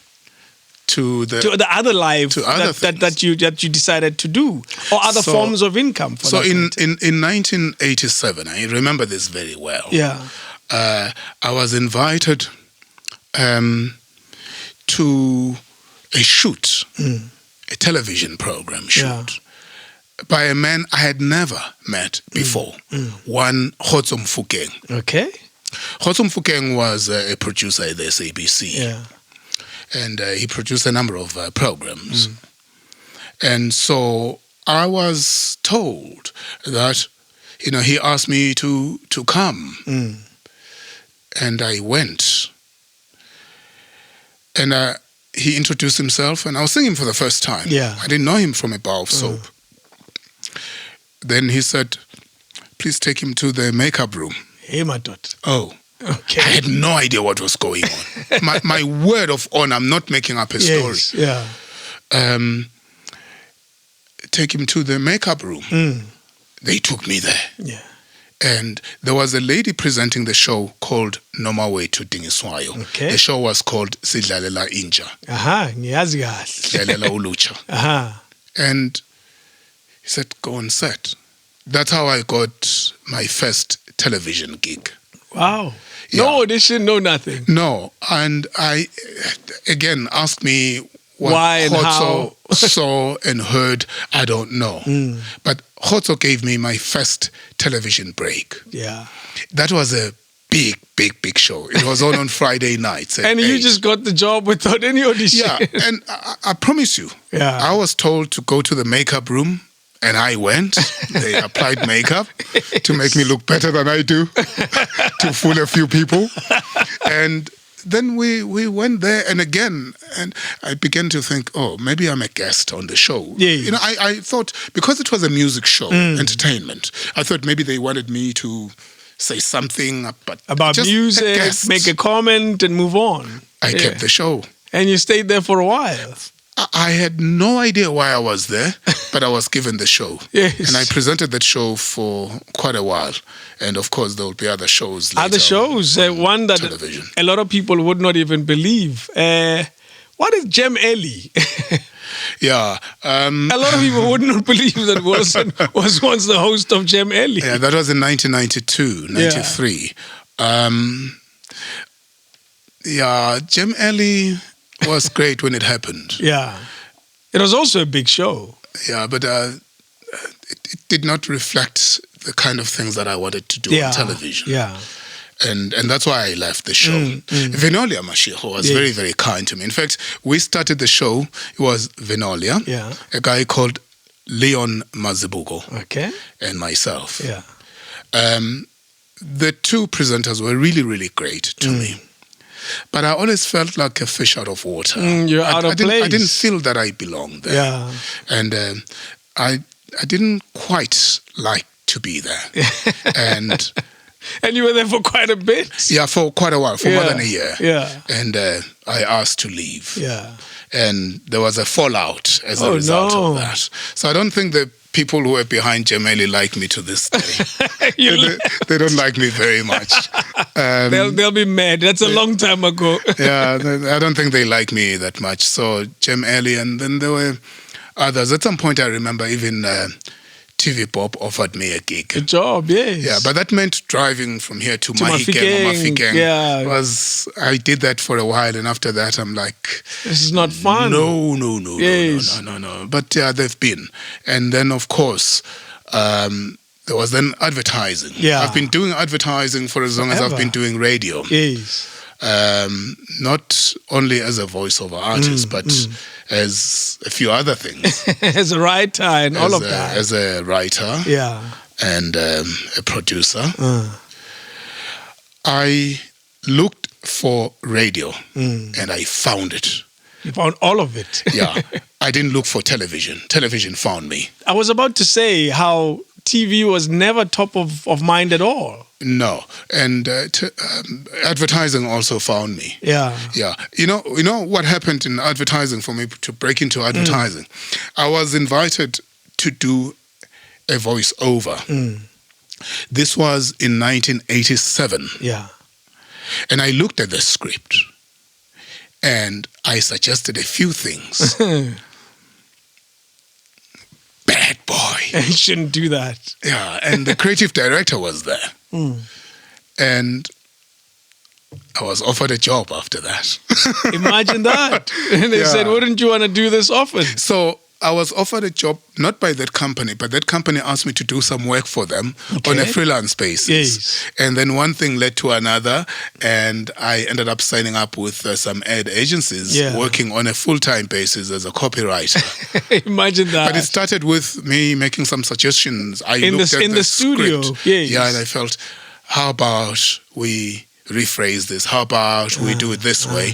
And they seemed to like what you were saying. was suggesting. And so they gave me some work. I remember they gave me a brief, that very company, to write something for them. Jeez. And then, I wrote another and another and another. It never stopped. And then before I knew it, quite a number of people were offering me work in advertising. Advertising, because we've always known as young SABC cadres coming up that, he's also into advertising. He's also into advertising. If you want to do voiceovers, talk to Wilson. Exactly. That's always been the case. He'll get you a voiceover gig. Advertising has equally been really good to you as an industry. Yes. Yeah. It has been, yeah. And you've worked with probably on some of the biggest brands that we know and talk of every day. Correct. Yeah. Even there, some people gave me a chance. Yeah. Yeah. I'm thankful and I'm happy that people gave me a chance. Which brand will our viewers here say, oh, really? You did that? You worked on that? Is there anything that crossed your mind? Let's I look know at the there's ones, hundreds. Let's look at the ones I didn't work on. Look at that. No, I've worked on a few. On a few, Yeah, huh? On a lot of big brands. I've worked on a Yes. few, Yeah. and but as a team, Yes, of course, yeah. it's a beautiful space to be in. Yeah. Really, really great. As far as my career is concerned, I've not come out empty-handed. Yeah.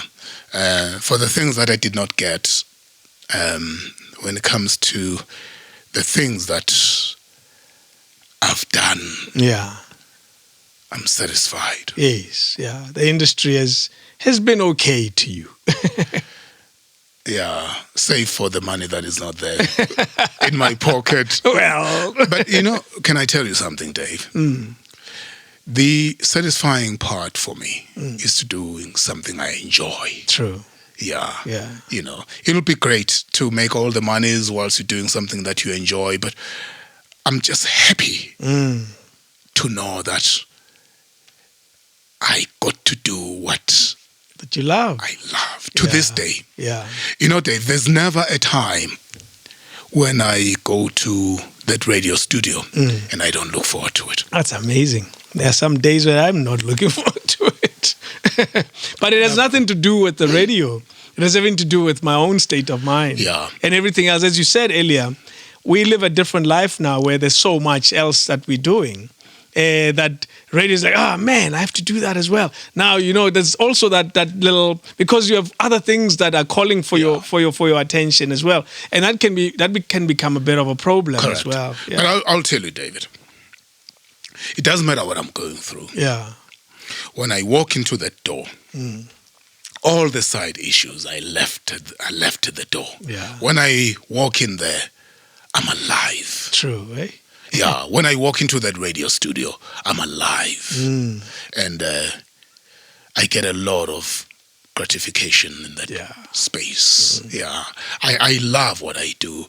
It is it's a special privilege. What is it that you love the most about it? And I say this because you seem to have a special connection with your audience. They want more of you every Sunday. They've had you for so many years, but they haven't had enough of you. They still, and when I'm talking many years, I'm talking many years. I know. It's what, almost just 35 years, give or take? How many years now is it? I don't even know. It'll be 34 soon. You see what I mean? Yeah. And yet they still want more of you. What is it about it that, because I know from my own experience, I miss my audience. Yeah. I miss that connection. And the same way you put it, that when you walk into that studio, doesn't matter what you're going through, it changes. Yeah. It's the same with me. I remember 2 Sundays ago, I sat in on the Sunday evening show for Ike Patla. Yes. And it was a horrible day for me that day. I literally didn't speak to anybody the entire day. My phone was even off. I was in a weird state of mind, COVID fatigue, you call it or anything. And I was called by Sis H, who said, hey, and he called quite early in the morning. And I'm thinking, man, I have to go do that. And I'm not in the right state of mind. I literally got into the studio still in that awkward state of mind. I switched on the microphone and I was happy I was there. Yeah. And it's exactly the same thing you said. At any given time, I'm always mindful of the fact that there's someone listening who understands what I'm doing better than I do. Yeah. At any given time. Yeah. I know what. That's why every time that red light goes on, I have to handle it with great care and bring some bit of honesty to it. Yeah. My approach has never been going on as though I know it all. No. Even with the very music. I know there are people who understand The it music better than I do. than you do. Yeah, Yes. there are people who never got a chance to play it on the radio. Yeah. But they understand it better than I do. That's true. So, at some point, if not always, it makes sense to bring some bit of honesty to what you do, and just understand that people don't have to listen to you, but they do. They have a choice. They have a choice. They don't owe you that, but they do. And so, the least you can do is to give them the best of you. Yeah. That's all you can do, really.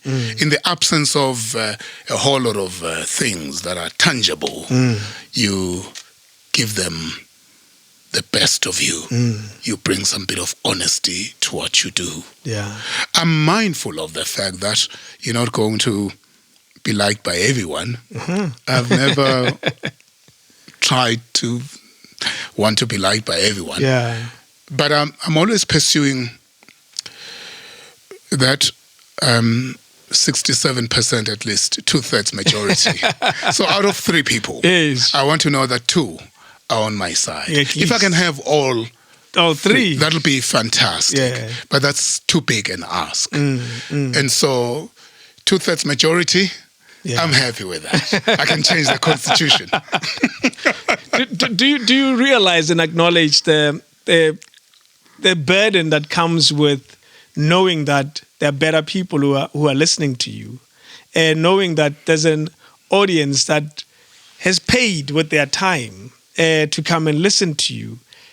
Do you realize that, as you put it, you realize the burden of it almost on a daily basis? Every day. Yeah. So mine, David, is even if you don't like my work, and I don't expect everyone to, but you have to be fair and say, I brought the best of me. Yeah. Maybe it was not good enough for you.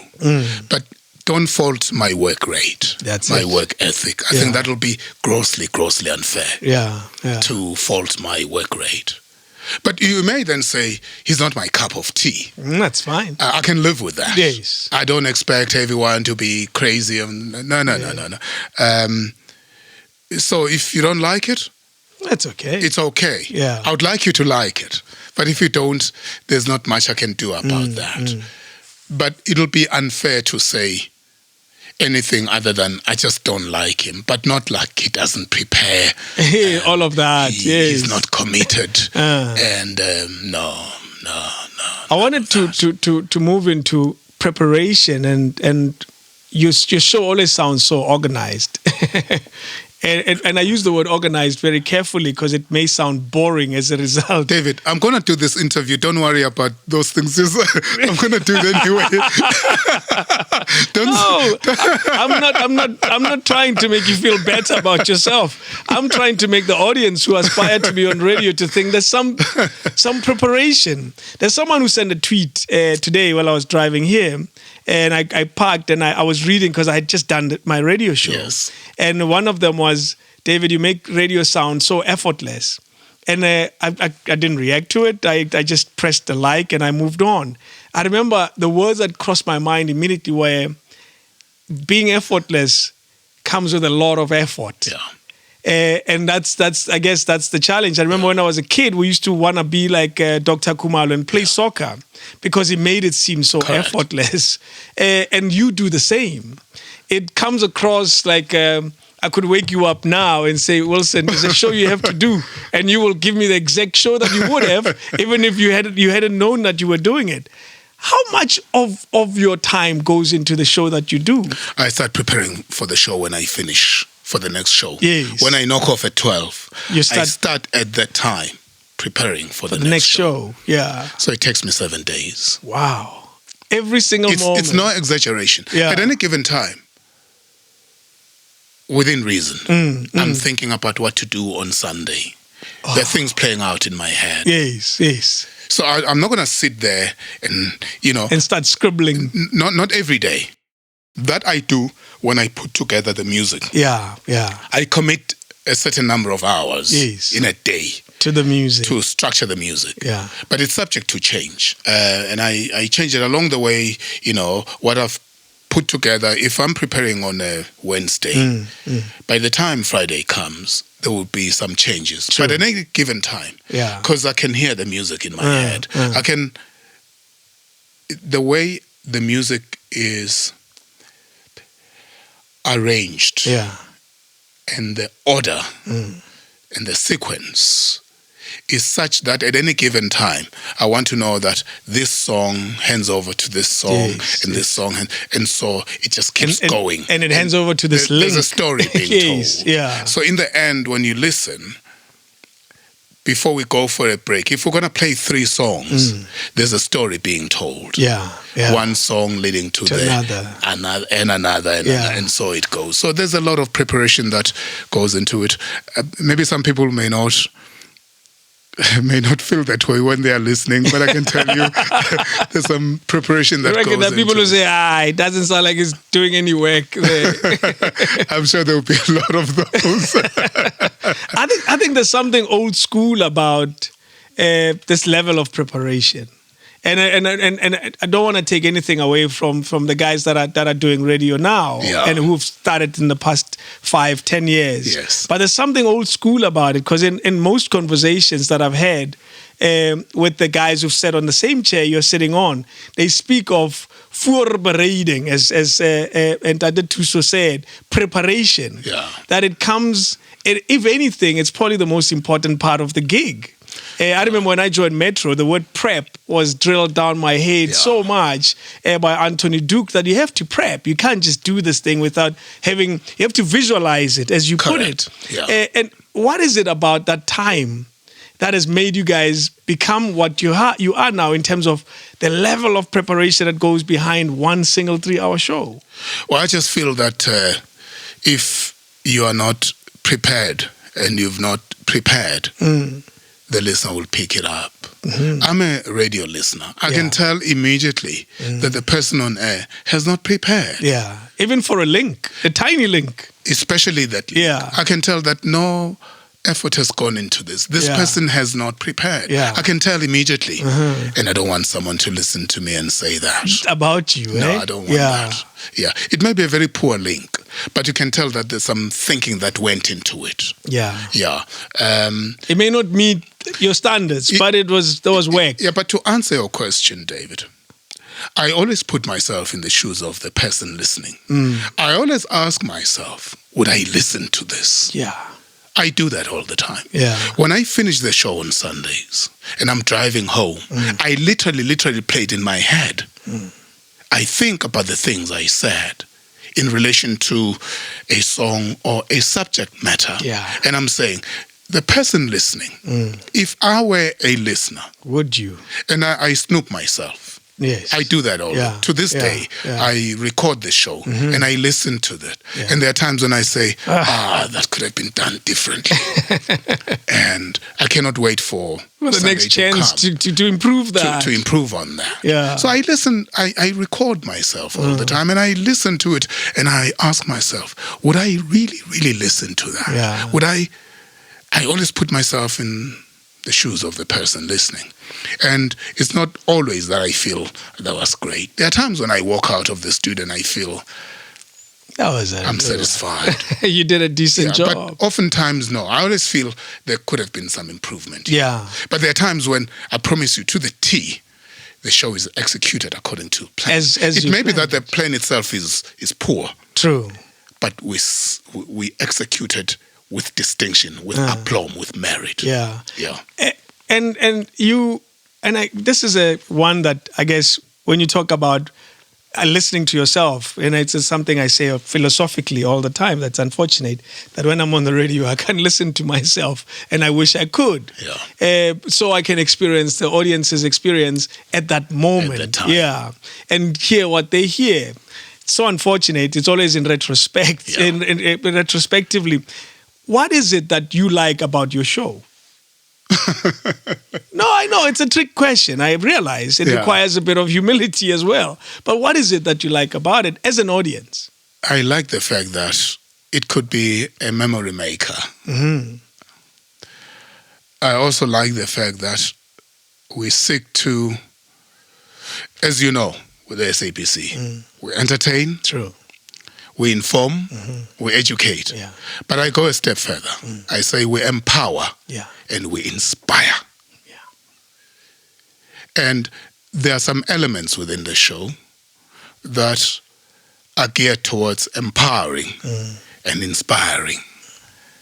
I like that. I think you do that. If I had to give you points, you do that better than every other thing. It's not the music with Wilson, in my opinion. It's the feel good that you walk away with once you've listened to your show, almost like a motivational speaker. Yeah. So my philosophy is very simple when it comes to radio, David. I always say the music is already there. True. You see, Luther Vandross has put out the music for you. Done his part. Aretha Franklin has given you the music. Yeah. Sipho Mabuse has given you the music. Done. Anyone can play the music. It's what goes in between. That's it. I think that's where the difference is. And the moments are so small. Correct. But yet they're so important. Yeah. So less emphasis on the music because, the music is really there. You're not doing much. No, you're pressing play. Yeah, yours is to maybe have a good ear for music and know the sequence. But if I can give you the sequence, even if you're a DJ that sucks, you'll sound good if the music is good. Yeah. But it's the bits and pieces that go in between that will make the difference. Yeah. Yes, it's Radio 101. You realize that? It is, yeah. At any given time. Yeah. That's why, there's never, and I'm being honest, that I'm on air and I think I'm talking to a whole lot of people. Never, ever, ever. I'm talking to one person. Who are you? And I've asked this question also to Tusum Taung. Who are you normally talking to? I'm talking to the Metro listener. We know the profile of the Metro FM listener. So that's the image I have in mind. Yeah. And we're friends, we're communicating. Yeah. And, I think of you as someone who is listening to what I'm saying and you're saying your bit. Yeah. It's just the listener is not able to hear what you're saying. But I'm able to hear that because I'm talking to you and we're in conversation. So the idea, and this is what we're taught about radio, and I think it works at any given time. You're talking to one person. Yeah. So that at any given time, I feel, that's about me. And it's an intimate connection. How did you know that? So there's no you people out there. No. Hey, you guys. Because I'm not on stage. No. I'm inside your radio. Absolutely. I'm in your home. Yeah. I'm in your car. Radio is a beautiful space, David. I think it's a privilege to be given a chance and an opportunity to impose yourself on people. People have to, and they find themselves. They don't have to, but when they're tuning in, they have to. They find themselves putting up with your opinions. Whatever they are. So those opinions, even if they don't agree with them, they have to be sound. Yes. Even if they don't agree with them, but you must be able to say it is well thought out. Yeah. I want to go back to a moment and come back here again. What made you fall in love with Kansas? What was it about the radio that he did that made you think, man, if only I could do a little bit of that, I'll be a man. I'll be the man. Yeah, and come to think of it, I don't sound anything like Kansas in terms of the style. Absolutely, not even completely different. Yes, even from day one when I started. Yeah, that's why I was saying to you earlier on. I never looked at being Bob Mabena or anybody else. So but somewhere along the way, there are people that I can identify with. I can tell that it's more or less the same approach. True. Timothy Modise, it's more or less the same approach. Laid back and, Treasure Shabalala. Easy. Pretty much that. Yeah. Not the Bob Mabena way. No. And Kansas was more like your Bob Mabena. Not the Bob Mabena. High pitch. Not today. No. The Bob Mabena. Of Radio Metro and Radio Bob. Yeah. But there was something that I can't put it into words, but he will transform you. Yeah. And there was just something about Kansas City. So it's more the feeling more than the style. Yeah, you know, it's what you feel. Yeah. Kansas City will transform you and take you to some place. As I'm saying, I remember his links at the time. Yeah. And one of the things I did then, I listened to a lot of Radio Zulu because I wanted to speak Zulu well. Okay, yeah. Why was that? You, as being a part of South Africa, you felt there was a need to learn the language. So I was in Swaziland at the time, but Yeah. still I just, I was fascinated. I wanted to Yeah. speak Zulu Yes. well, and that helped me. I listened to a lot of Radio Zulu growing up. Yeah. And I can impersonate him. To this day, I remember how Kansas City sounded. Yes, we're recording. You're not going to pay me enough. Come on. You cannot pay me enough. Come on. Oh. And I'll tell you why this moment matters. And allow Yes. me to justify Yes. and put my case. Yes. We had Chili M in the studio. Yes. May his soul rest in May his peace. soul rest in peace. And I'll always acknowledge this, that we had Chili M literally 2 to 3 weeks before he passed on. He sat right there and we spoke about radio. And he speaks of Kansas City the same way. Yeah. Except for the friendship that you formed with Kansas. He speaks of this man that I wanted to be like, that my mom wanted me to be like. Yeah. And I remember in a moment where we asked him to do a Kansas and he didn't give it to us. A little bit of Kansas. Well, I'll tell you what he would say. Not the way he would say it, but what he would say. Yes. Umfana omhle kunabo bonke abafana bakhona emhlabeni. And the most handsome dude in the world. And but his own way. Tusum Taung did Oh, that. Tusum Yes, Tuto did that. Yeah, Yes. but absolutely brilliant. Yeah.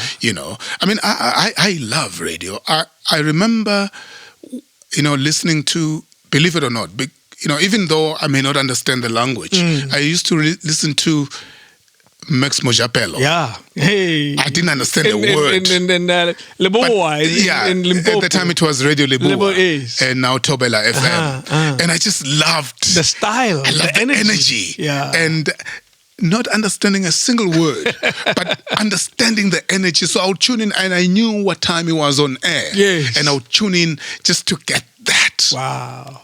T-Boz spoke of him exactly the same way. Yeah. It's amazing how the link between radio people is so clear. You can almost draw a family tree of where all of us come from. Look at the story that you're telling with your association with Kansas, that you became not only friends but brothers and family. Correct. Moji at Metro speaks the same way of Tish Matez. Yeah. That the guy just liked me and I don't know why. And look at my career now. So it's all of those. Those stories are everywhere and it's the most beautiful thing. Yeah. One of the things that radio has given me is meeting people from all walks of life and learning from those people, because I learn every day. Yeah. I learn from everyone and from everything. True. And radio has afforded me that opportunity to meet people that I never thought in my life I would meet and observe and listen and find something of value from them. I mean, the very Max Mojapelo, our paths crossed along the way. Yeah. And I had said something on radio, and he phoned me, and he said, I love that.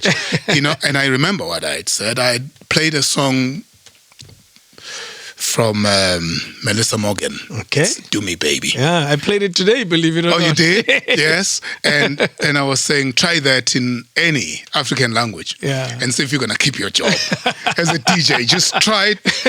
And exactly the way, that she's saying it. Yeah. And do me, baby. Say it in I could Sepedi. never done Let's see if you're going to keep your job. And he phoned me and he said, that was brilliant.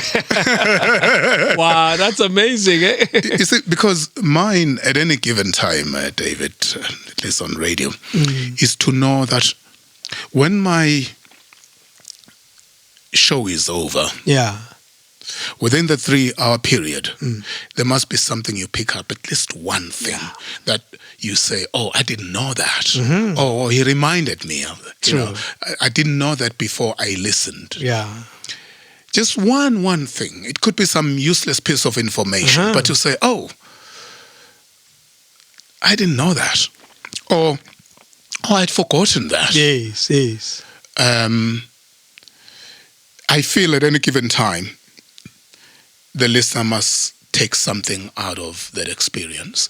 If nothing at all in terms of information, then at least to say, I wasn't feeling good, but after that I feel better. Wow. The show made me feel better than I felt when I tuned in. Do you know something interesting about what you're saying is radio, old school radio, and I always separate because I feel there was a time when there were a few changes to the game. Radio hosts and presenters had a larger-than-life persona about them. Correct. Where you almost went to them deliberately to get something that you don't know, to get inspired, and so forth and so forth and so forth. Do you still feel, as you said, that responsibility continues till today? That your job is to make somebody know something that they didn't know, despite the fact that there's Google? I feel that way. Yeah. I feel there's something about something coming out of those radio speakers. Yeah, it's like a song. You could have your CD and you play it at home.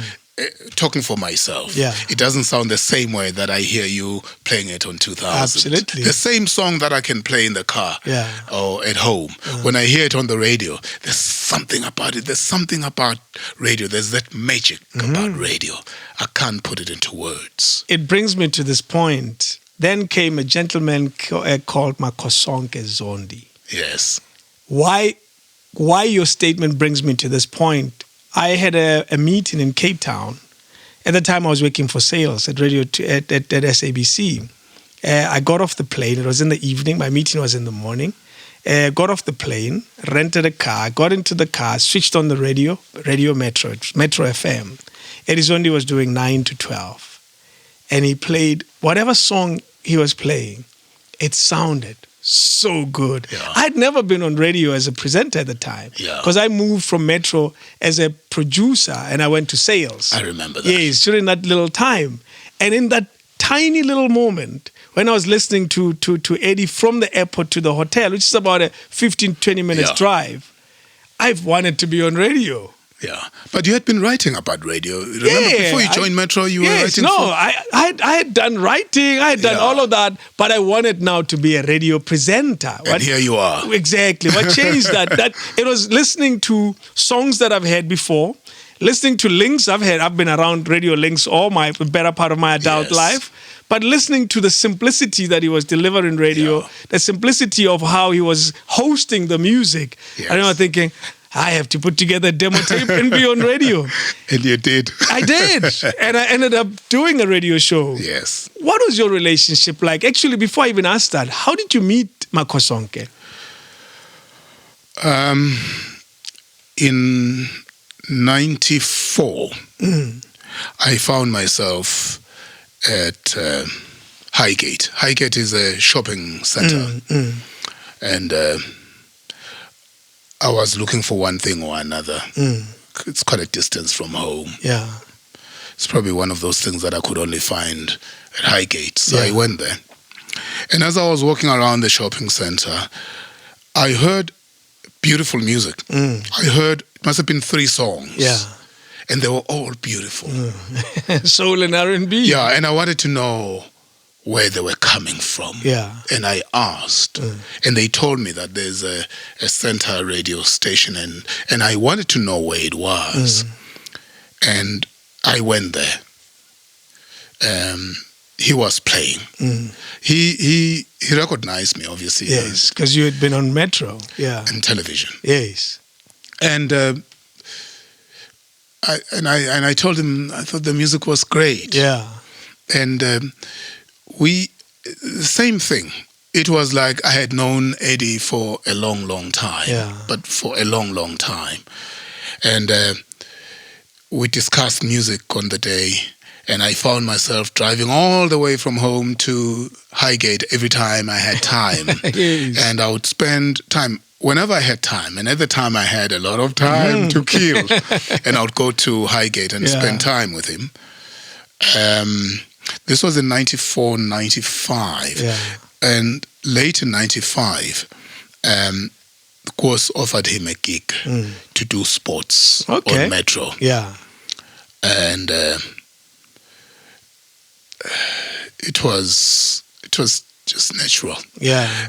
You know, there's no one man that I've interacted with more than I have with Eddie.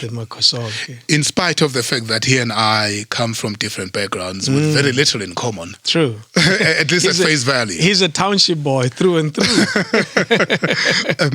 You know, at face value, we don't have a lot in common. Much in common. Except for the music. Yeah. But I would later learn that there were some things that, as you know, were joined at the hip. Yeah. And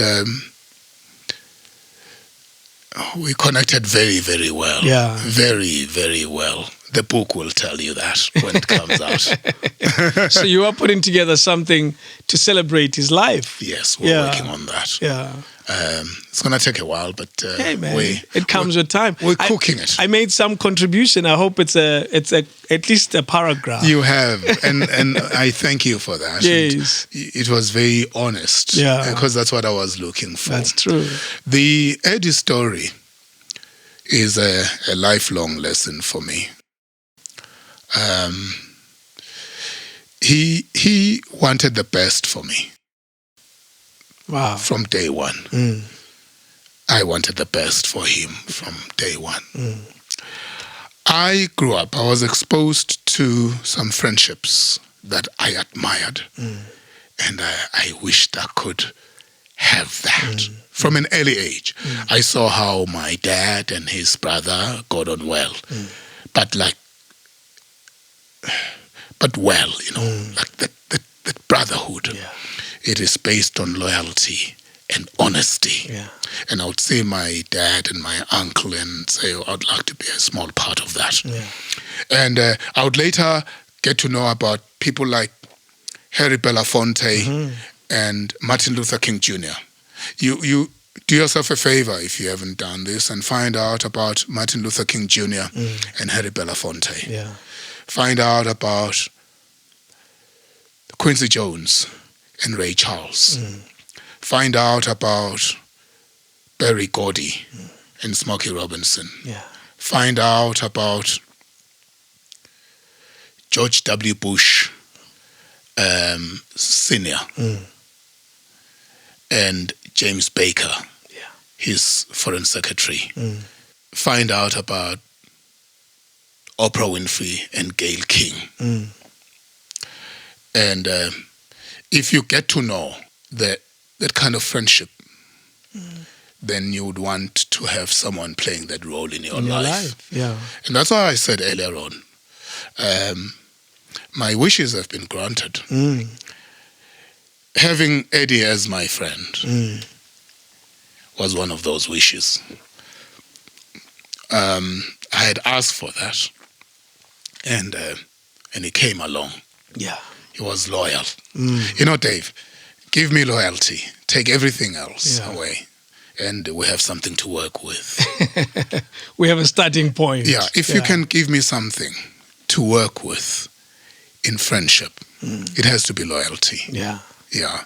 If you can watch my back and I watch yours and I know that we're good. You'll fight for me and I'll fight for you. That's it. I don't look for anything more than that. Just sincerity and honesty in friendship. And so the people that I mentioned earlier, you can even bring it closer to home. I mean, you look at Mr. Mandela and people like Babe Oliver Tambo, people like Babe Mandela and Sisulu. You look at President Mbeki and people like Babe Iso Pahad. Yeah. You can see that there's something hard at work here. There's no betrayal. You're not going to get that. Yeah. There's honesty and loyalty. There's no fair weather friendship nonsense there. And that I always longed for that. And Eddie gave me that. He's not the only one, by the way.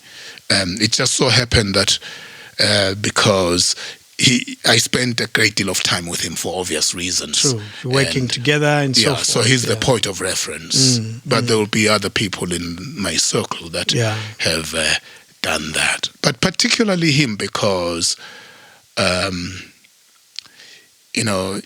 he wanted me to succeed, and I wanted him to succeed. Yeah. And I'm happy that life afforded me that. Life gave you a fair amount of time with Makosonke. 18 years. It's quite a good inning. Yeah. Yeah. Some of those people that I mentioned would talk of 50 years, would talk of 60 years. You talk of, you listen to Berry Gordy and Smokey Robinson, how they met, what they did along the way together. Yeah. You listen to the Quincy Jones and Ray Charles story.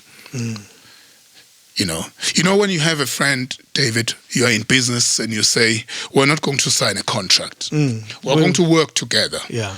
We don't need a contract to govern our working relationship. True. But I would like you to meet your obligations to me, and I will meet my obligations to you. But in the event that you should decide not to keep your promise, not to honor your side of this agreement, it's your baby. Yes, you know what we have agreed on. I'll keep my end of the bargain. True. And I expect you to do the same. But in the event that you should decide not to, you make the bed, you sleep in it. At least my part is done. played. Yeah. And nothing inspires me more. The loss of Eddie must have hit you hard. Well, I'm not out of the woods yet. Yeah. You're still there, hey? And you will be for a long time. Yes, but, there are no permanent arrangements in life. You have to understand that everything has a start and the end. Yeah. And so you have to accept that. True. Yeah. True. It's one of those things that you just have to come to terms with and accept. Yeah. People lose their loved ones all the time. All the time, yeah. And I'm not that special not to. Because I had a special friendship with Eddie, but nothing close to what you had. Even in the submission that I gave you, I speak of the playful side of Eddie Zondi, because he was quite a serious chap on the radio. Yeah. Didn't smile much on air. He played with the music and told you what song it was, and he didn't smile much. When I started doing radio with Eddie in the evening, there was a bit of a smile because I brought in my personality to him. So clearly, your relationship had its own specialness about it. It's interesting because if you just listen to the radio, you'd swear that the one who talks and the talkative one between us is me. Yeah. And yet in reality... I know the truth. Yeah. But, if you're going to go with what you hear on the radio, the roles are reversed. That's true. As opposed to in real life. I mean, in real life, Eddie. Peace. And yet, behind the microphone, he says very little. Very little. Hey, Mashabel. Yeah. That's Eddie for you. Yeah, and with some people, in real life, they don't say much. Yeah. And then they use the microphone. The microphone gives them a voice. A voice that under normal circumstances they don't have. That's you. You're one of those people who, in real life, Wilson says very little. Yes. Yeah. And on the radio, you have a lot to teach. You have a lot to share. Yeah, but it's still the same person. Without a doubt. It's still the same person. Yeah. It's because I have a service to render. That's true. You remind me, in fact, that's very, very interesting. The very Kansas City, and I don't want to make this about Kansas City. Yeah. What people may not know is that he was very reserved. Yeah, you'd see him on TV. All this active energy. Yeah, but with a lot of energy, a lot of zeal, and very hyperactive on TV. And on radio, same thing. Not in person. And I remember when I was young, he gave an explanation to that. He said someone bumped into him, someone who knew him from way back. They were at school together. Okay. He says they were at school together. And this person said, what changed? But what changed? Because this is not you. That we know from school. Yeah. And he says, well, I got a job to do here. If I don't do this, hey, they're going to tell me to go. Yes. But he put it in his own way, the Kansas City way, that, if I don't do what I'm here to do, a job is a job is a job. If I don't do what I'm here to do, I have no reason to be here. Yeah. So it's that. It's that. I know one other person who's like that is the musical doctor Cyril. Yeah. On the radio, he is this hyperactive guy. Off air, he's a completely quiet. Glenn is exactly the same. Glenn Lewis, exactly the same. Yeah. In fact, in the case of Glenn, you'd even think, what people would say, he's full of himself. What does he think he is? And who does he think he is? And, And that's why I've always believed that give yourself time to know a person before you come to some conclusion. People get surprised when I say to them, that there are two personalities to Glenn Lewis. They get surprised all the time because they know only the radio guy. They don't realize that he's the kind of guy who will come into this room and sit quietly at the corner and never say a word. But, and that's how he is. But very personable. Yes, completely. Yeah, but if you don't know that, it's very easy to come to some conclusion that, are far removed from reality. Yes. How has radio changed? And you're probably one person to know the story better. When we trace your joining radio and now, and I'm referring to radio in general, not necessarily where you work, what have you seen change? Because I honestly believe it's different. It is very different. I am from the transition. But with a strong... You're the missing middle. I am the missing middle. That's so true. with a strong appreciation of the past, more than the current, so to speak. What have you seen that has changed? Well, I think there's also social media that has played its role. That's true. And there's a lot of that.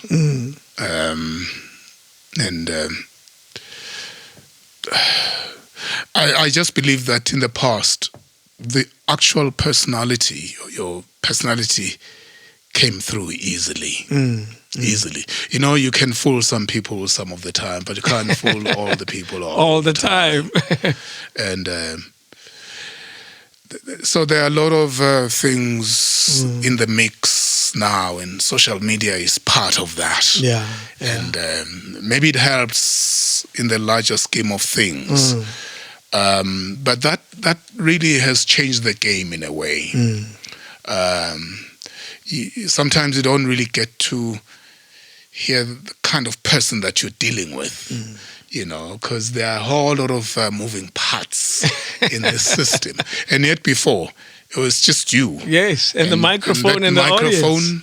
And it's just you, really. It's you, the microphone, and the person listening. And that's it. Right now, it's a whole lot of people, all of them taking part all at the same time. David, one of the things I don't do, and I'm not saying people who do that are out of order, I don't use the phone when I'm in the studio. You don't even look at it. No, I don't. No, I don't. I'm not, and I do use social media, but there's a time and place. When I'm in the studio, I don't need it because I want what I'm doing to enjoy my undivided attention. I cannot present the show and be busy on social media at the same time. But, different strokes for different folks. It works for certain people. Not everyone sees things that way. Some people are able to multitask. And do it well. My multitasking has to do with, all the things that have to do with the show. The comments made and everything, I'll see that after the show.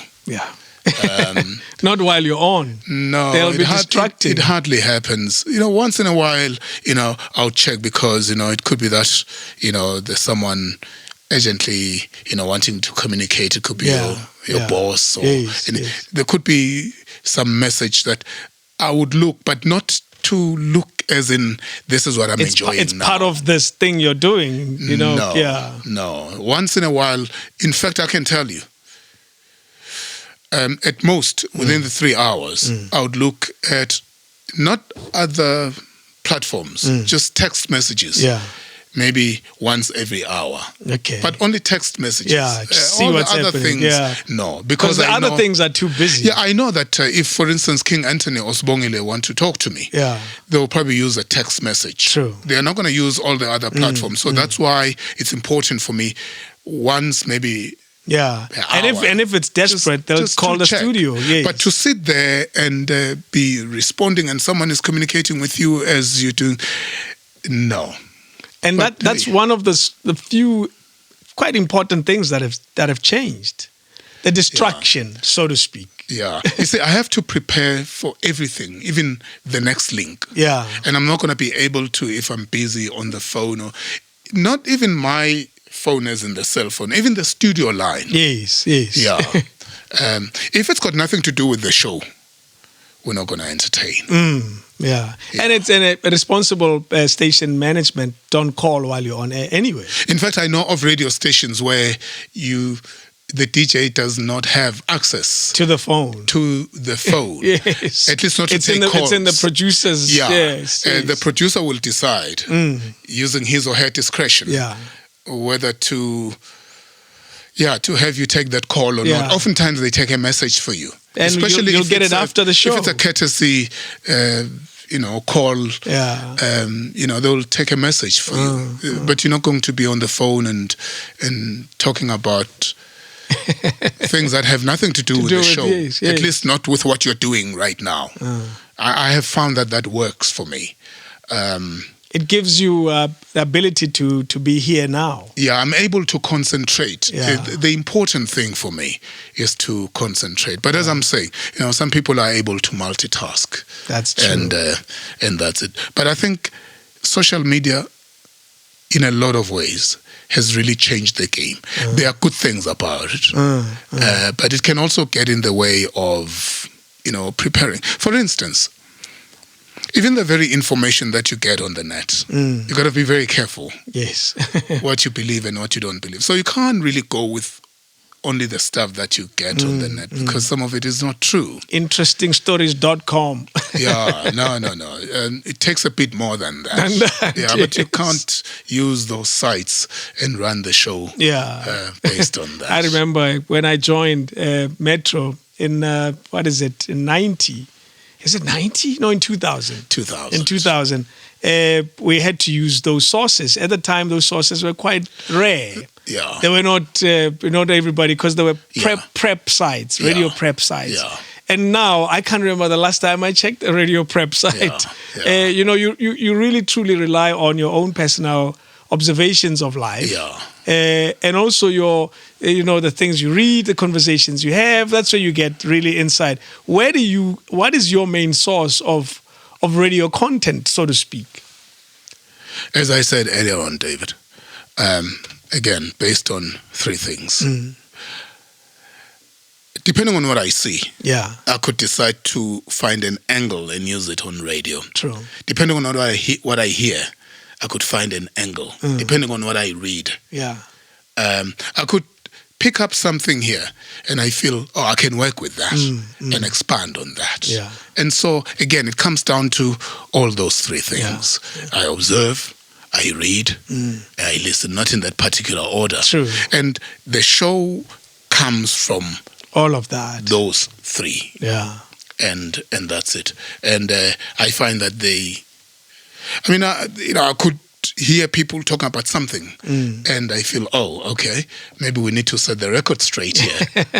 And I'll introduce it on radio, but in a way that flows with the show. Yeah. But to set the record straight. Yeah. Have you ever been fired from Metro? No, those plans did not materialize. Okay. But there was an attempt. Yeah. I like it. It sounds like a coup. There was an attempt, but it didn't quite work. Yeah. So this is what happened in 2008. Okay. I had... Okay, some of the stuff is going to be in the book, so maybe I won't say much about that. Just say as little as you can. Yeah. But let me put it to you this way. The manager at the time and I had a meeting. And he or she said, Okay, got it. I got you. you got it? I got you. I remember who was manager, so it's easy for me. Yeah. So I remember the words went something to the effect, Mr. Nkosi, you are a wonderful person to have. It doesn't sound good already. Yeah, we value you. Yeah. It's like someone will tell you that you're a great guy. Just not for me. Because you're a great guy, but I don't deserve you. Yeah, you'll be good for my friend. Yeah, you're such a great guy. I don't know what's wrong with me.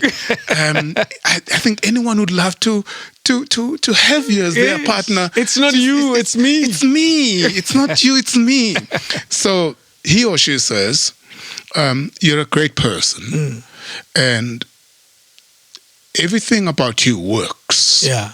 You're committed. You are respectful. These were his or her words. I'm not making up the words. But unfortunately, I'm not going to renew your contract. Yeah. It's not about these things. All the things that he or she had mentioned, he or she says, but it's not about this. I said, oh, okay. That was the end of the meeting. And I walked out. But on my way out, literally in the foyer, I ran into our then CEO, Advocate Mpofu, Dali Mpofu. And, we exchanged pleasantries. And he is inquiring after my well-being. I tell him I'm fine. And then he says, hey, keep up the good work. I was listening to you. And Dali would always say that, and I knew he meant it because I just knew he's not the kind of person to patronize you. And then he says, "Please keep up the good work." I said, "Well, I've just been fired." Yeah, and he laughs about it, and he laughs, and oh man, see you soon. And but really, really, and then he hugs me. I remember to this day, he hugs me and says, "Keep up the good work. I'll be listening." And I said to him, "No, I've been fired." Yes, I'm not joking. He says, now, suddenly, his demeanor changes because he can see that I'm not joking. Yeah. And he says, are you serious? Yes. I said, yeah, I've just been fired. He says, please make an appointment with my PA. And let's have a chat. Set up an appointment with my PA. And I left. And I phoned the PA. We had a meeting. He said, what are you saying? What's going on here? And I told him. He said, what is the reason? I said, well, the boss said exactly what I've just said now. He said, okay, please go home and just take it that none of that happened. Take it that yes. Take it that none of that happened. Yeah. And I know what happened after that.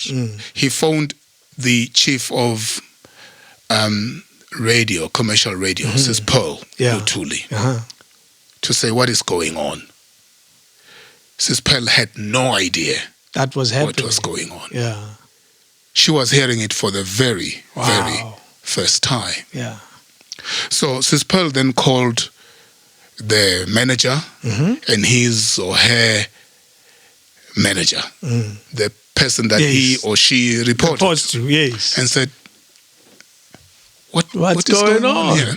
Yes. And there was no explanation. Yeah. Interestingly enough, David, building up to that, we had a meeting with the people who do research, Johan. And as you know, there are deliverables that are applicable to everyone. Everyone on air. There's no audience and this is figures. for David, this is for Wilson. Yes. Everyone, they say, these are the expectations. And so when you meet, they look at that. And so I remember in the meeting, that staff meeting that we had, Johan singled out my show as a show that ticked all the boxes as far as the deliverables are concerned. These are not Wilson's deliverables or expectations. It's for every Everyone, person is yeah. expected to deliver on this and that. And he singled out my show as the one show that had achieved All every those. Yeah. element raised. Ticked all the boxes. Without exception. Yeah. And still the boss told me, it's not about that. do you I remember Dali Mpofu saying, so what is it about? I said, I don't know. You wouldn't have known. Sis Paul Lutuli said, so what is it about? I said, I don't know. Yes. I don't know why I'm losing my job. Long story short, I'm here. Mm-hmm. She left, or he left in tears. That's it. That's the long and short of the story. Yeah. Yeah. That's amazing. Do you find that, not the most pleasant of questions, that management tend to mess up some of these very simple duties? I have to be very, very honest. I have to talk for myself here. Yeah. Other than that experience, I've not had such. Anything like that, yeah. No. Because even that was not based on performance. To this day, I don't know what it was based on. Yeah. And it doesn't interest me to want to know what it was What based on. what was the reason for it? Yeah. No. It'll be in the book. But when I left the meeting, Eddie came after me. Whoa. Okay. For years and years and years, it'll be Eddie and myself. But that year, 2008, to discuss contracts and everything, it was me first. And Eddie came after me.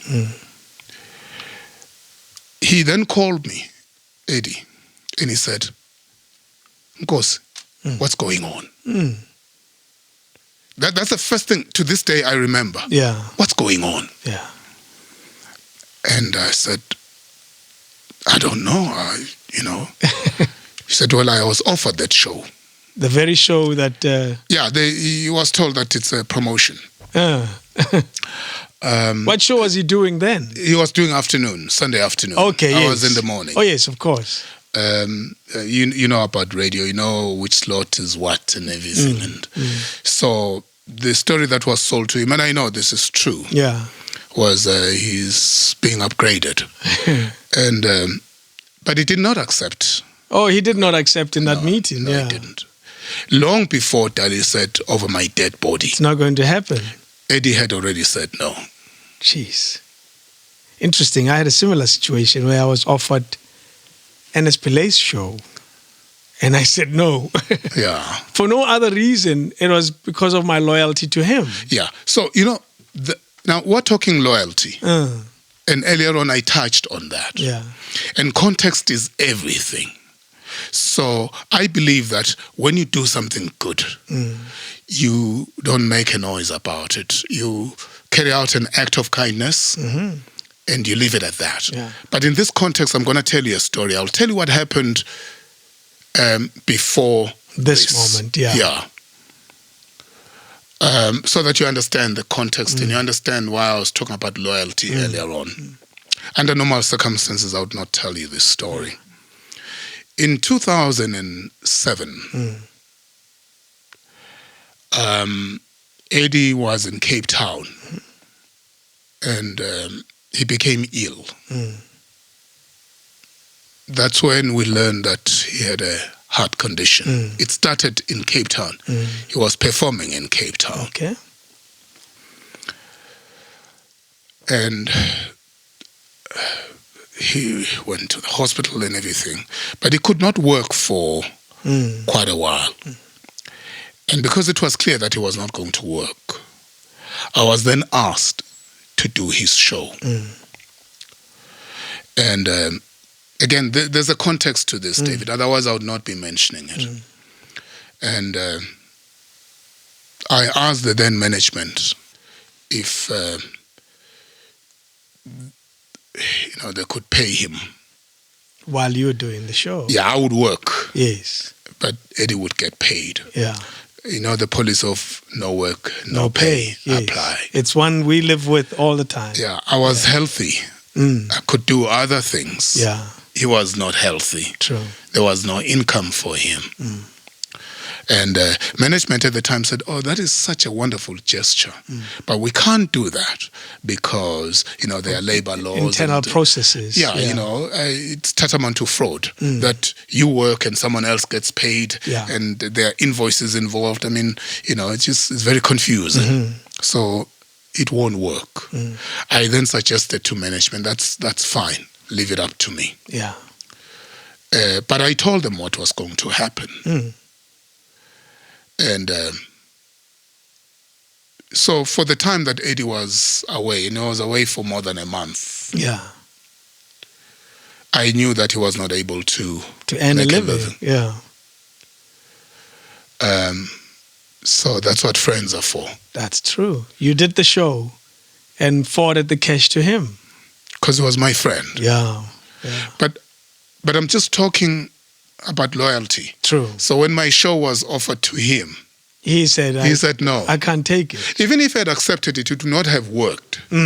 But to his credit, he said no. He said to them, I'll get back to you. Yeah. Before he could get back to them. He called you. Well, he called me shortly after the meeting. But before he could get back to them, already they were told that is not going to happen. The matter had been resolved already. Been escalated. Yeah. The matter was escalated on the same day. Jeez. The then manager then accused me of running to Dali, Mpofu. Not realizing that it was a chance meeting. And you know what I said to him or her? I said, you don't know what happened. Yeah. And I don't owe you an explanation. That's true. If you mattered, as far as this matter is concerned, I would have told you what happened. Yeah. I said, your boss knows. I told your boss how Advocate Mpofu got to know. Yeah. And anyone who matters to me knows around this story knows exactly what happened. If you don't know, it means you are irrelevant. Yeah. I told him or her that. Jeez. What a time, though. But do you have a healthy appreciation that at some point that meeting similar to that will happen again? Anything in life is possible. Yeah. And you see, David, let me tell you, I come to life with no sense of expectation. True. With no sense of entitlement. I accept what I'm given, and I'm thankful and I'm grateful. But I also know that there are no permanent arrangements in life. So if tomorrow there's a repeat of that, it would mean that the time has come. That's it. Yeah. But I have no expectations. I have no sense of entitlement. Yeah. Your relationship with this life experience is that it's a gift. I use it while I have it. I'm on good terms with the universe. Yeah. And the universe loves me. Yeah. I believe that. Yeah. It has shown you many, many times. You know, David, even if I had done Metro for 2 years, I would have been very happy. I can't explain the number of years that I've spent on Metro. But even if it had been only 2 years... Would have been... Yes, I mean, given a choice, I would have asked for more. But not this. This, I don't know. Yeah. I don't understand it. It's beyond me. It's bigger than me. Do you sometimes listen to other stations and I wouldn't use the word envy or you wish you joined them? Or they sound, man, that doesn't sound so bad. Because I must admit, I like the way we sound. Yeah. 2000. Yes. And you would fit in perfectly. Do you sometimes listen to stations and say, hey, man, they sound all right and I wouldn't mind joining them, given the chance? Earlier on you were asking me if I've been offered gigs. Yeah. Let me tell you, and I said this before and I'll say it again. I'm a child of Metro FM. Yeah. But I'm not at Metro because of lack of offers. There've been many, many offers. Yeah. Now we're talking. We're talking, and just the fact of the matter is,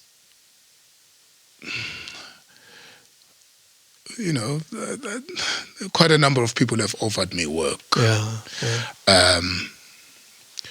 But Metro has been kind to me. Metro gave me a chance, and that's it. That's the beginning and the end of it. Yeah, eh? but even this year, I was offered a job somewhere. It's not easy though to poach a Wilson Nkosi whose name is so synonymous to the brand. Can I tell you what the person who phoned me said?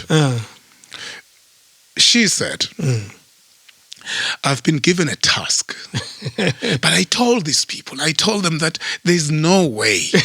They said, please go and talk to him. Just try. And I said, look, it's not going to happen. And this is what she said. She said, I told them he's not going to agree. But even the people who run Metro will not agree. Yeah. They said, go and try. So after some time, then she said, if at any point you should change your mind, let us know. Uyakushela. Yazi mawushela uthi, I know angifuni much. But one day you'll want me. It's humbling to know that, some people feel you could play a role in their space. Absolutely. Yes, it's humbling. The music you play, why does this stand out so much? Artists like this one.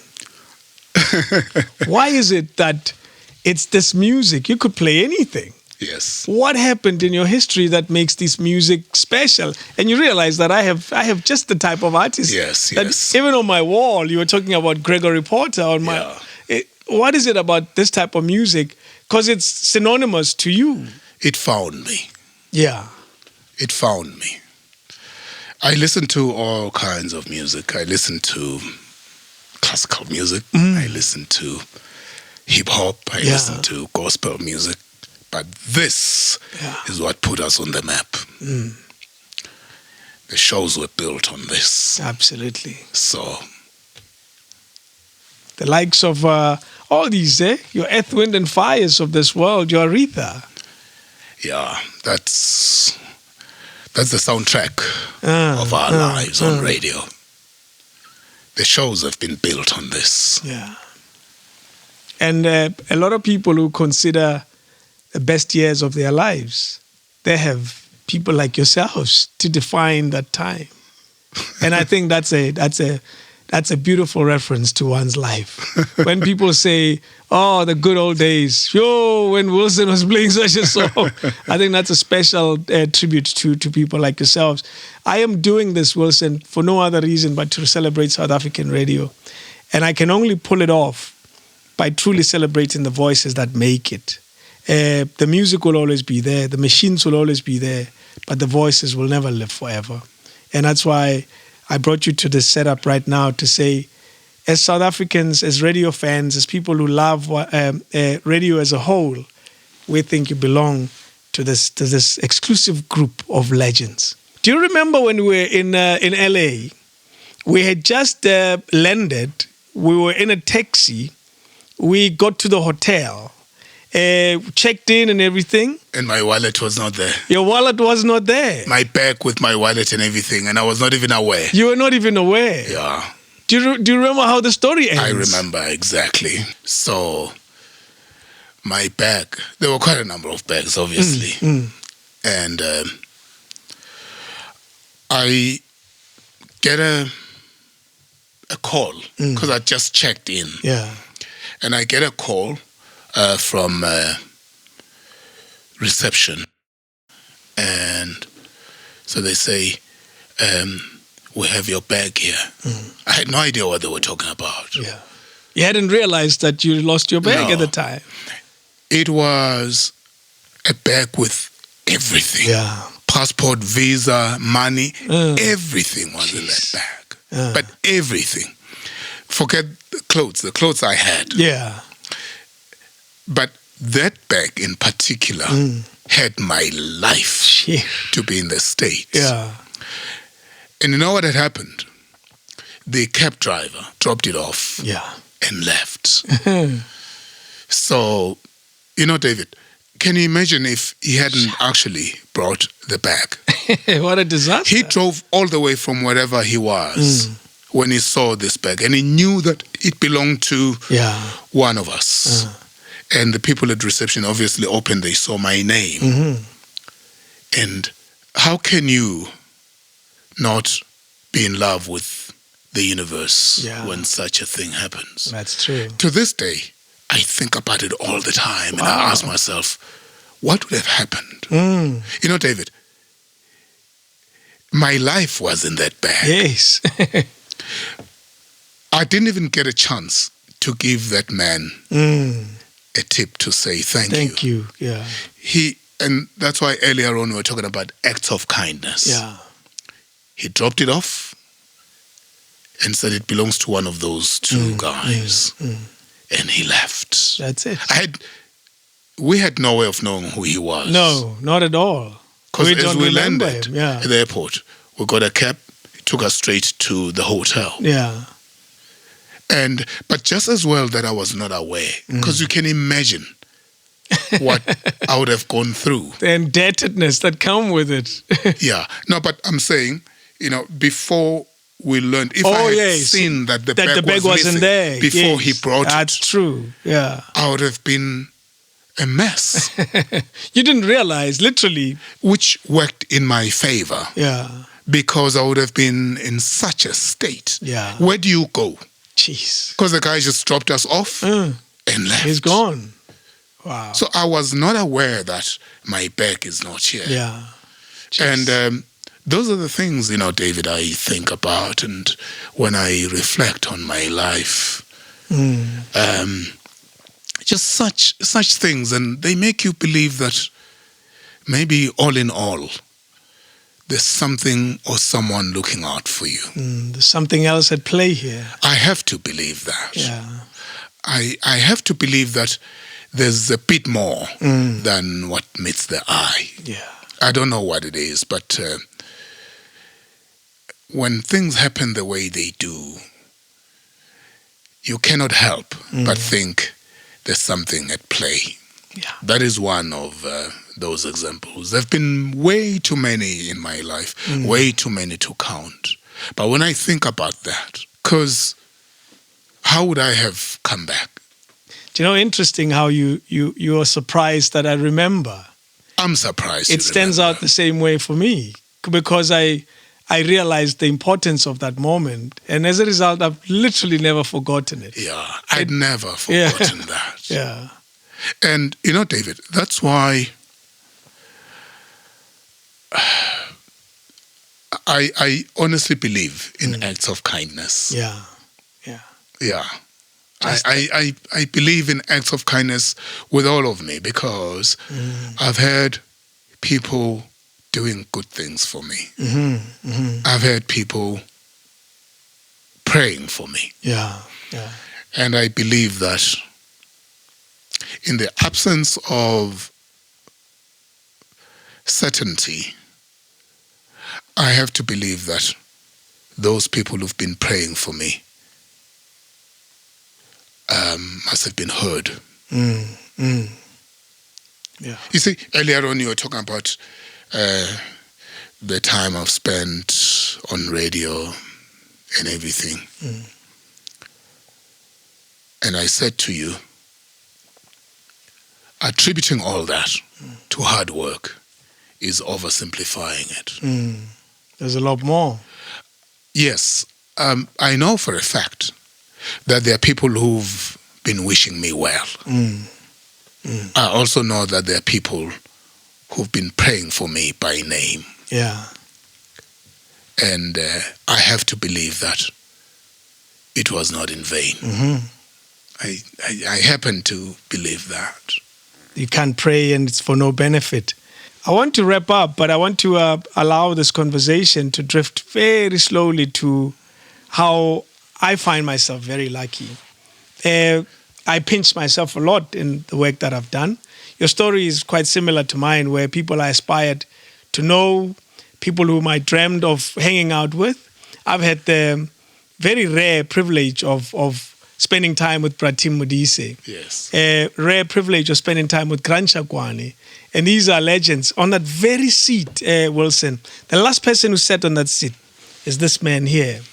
Sipho Sticks Mabuse. The very last person who sat on that seat. And I've been lucky to dream of spending time with people, and God has blessed me with that opportunity.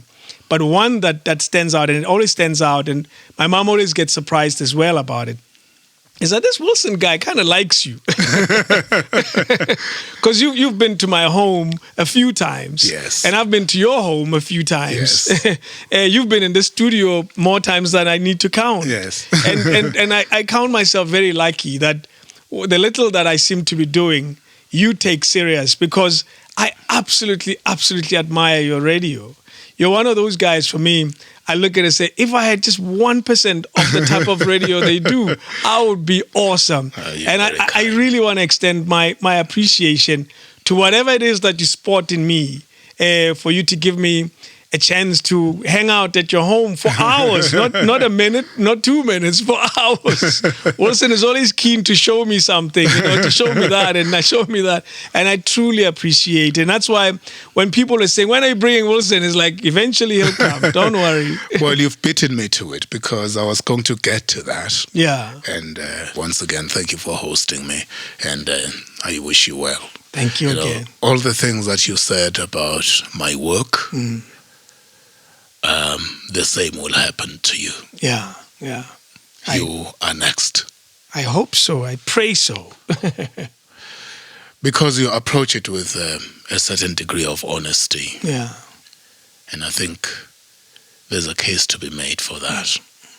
Thank you very much. Yeah, the same will happen to you, if not more. Imagine one day somebody interviewing me, calling me a legend. Was it? But aren't you one? No.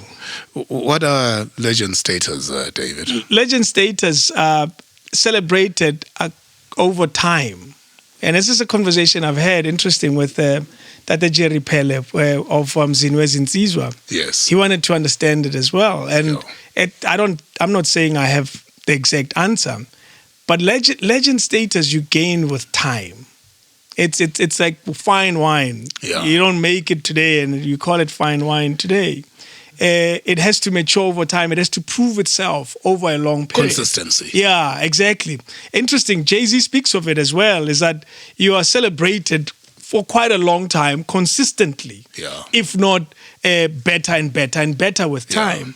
And people like yourselves, and you spoke of Tim Modise, you spoke of Grant Chakwani. I had a Grant on the radio a few weeks ago. I saw that. Yes, and I also had... I saw and I listened. Exactly. You were with Hazel. Hazel came in and she was part of the show as well. Yes. And I also had Pratim Modise on the show as well.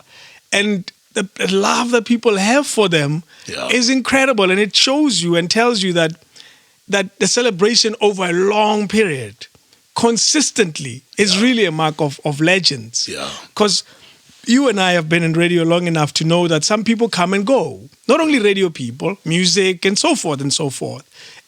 But for some reason, you bring a Grant Chakwani on the show today to do your show. Yeah. He will be celebrated like he literally just put the mic off the day before. Yeah. And for me, that is a mark of legends. But David, you're always showering people with compliments. Well, they deserve them. I'm not sure, and I'm not condescending when I say this. I'm not sure if you know just what you've done. I mean, given, for instance, the launch that we had a few months ago. Yeah. Your launch. Some of us have done this forever. We haven't done half of what you put together. Yeah. Half of what you put together. Thank you. And it takes a good person to see the good in others. I believe that. Yeah. And I have listened over the years with a great deal of interest. And I always hear you showering people with praises. Always, always. But that is a reflection on you. Thank you very It much. reflects on you. Yeah. Yeah. And I'm saying it from the bottom of my heart. Mm.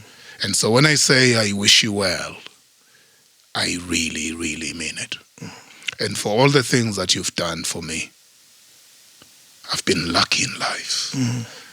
I've met good people who wanted me to succeed, but I also want them to succeed. True.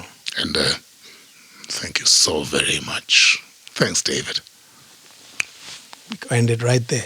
I don't want to spoil it. Thank you very much, Wilson. King David Studio Podcast.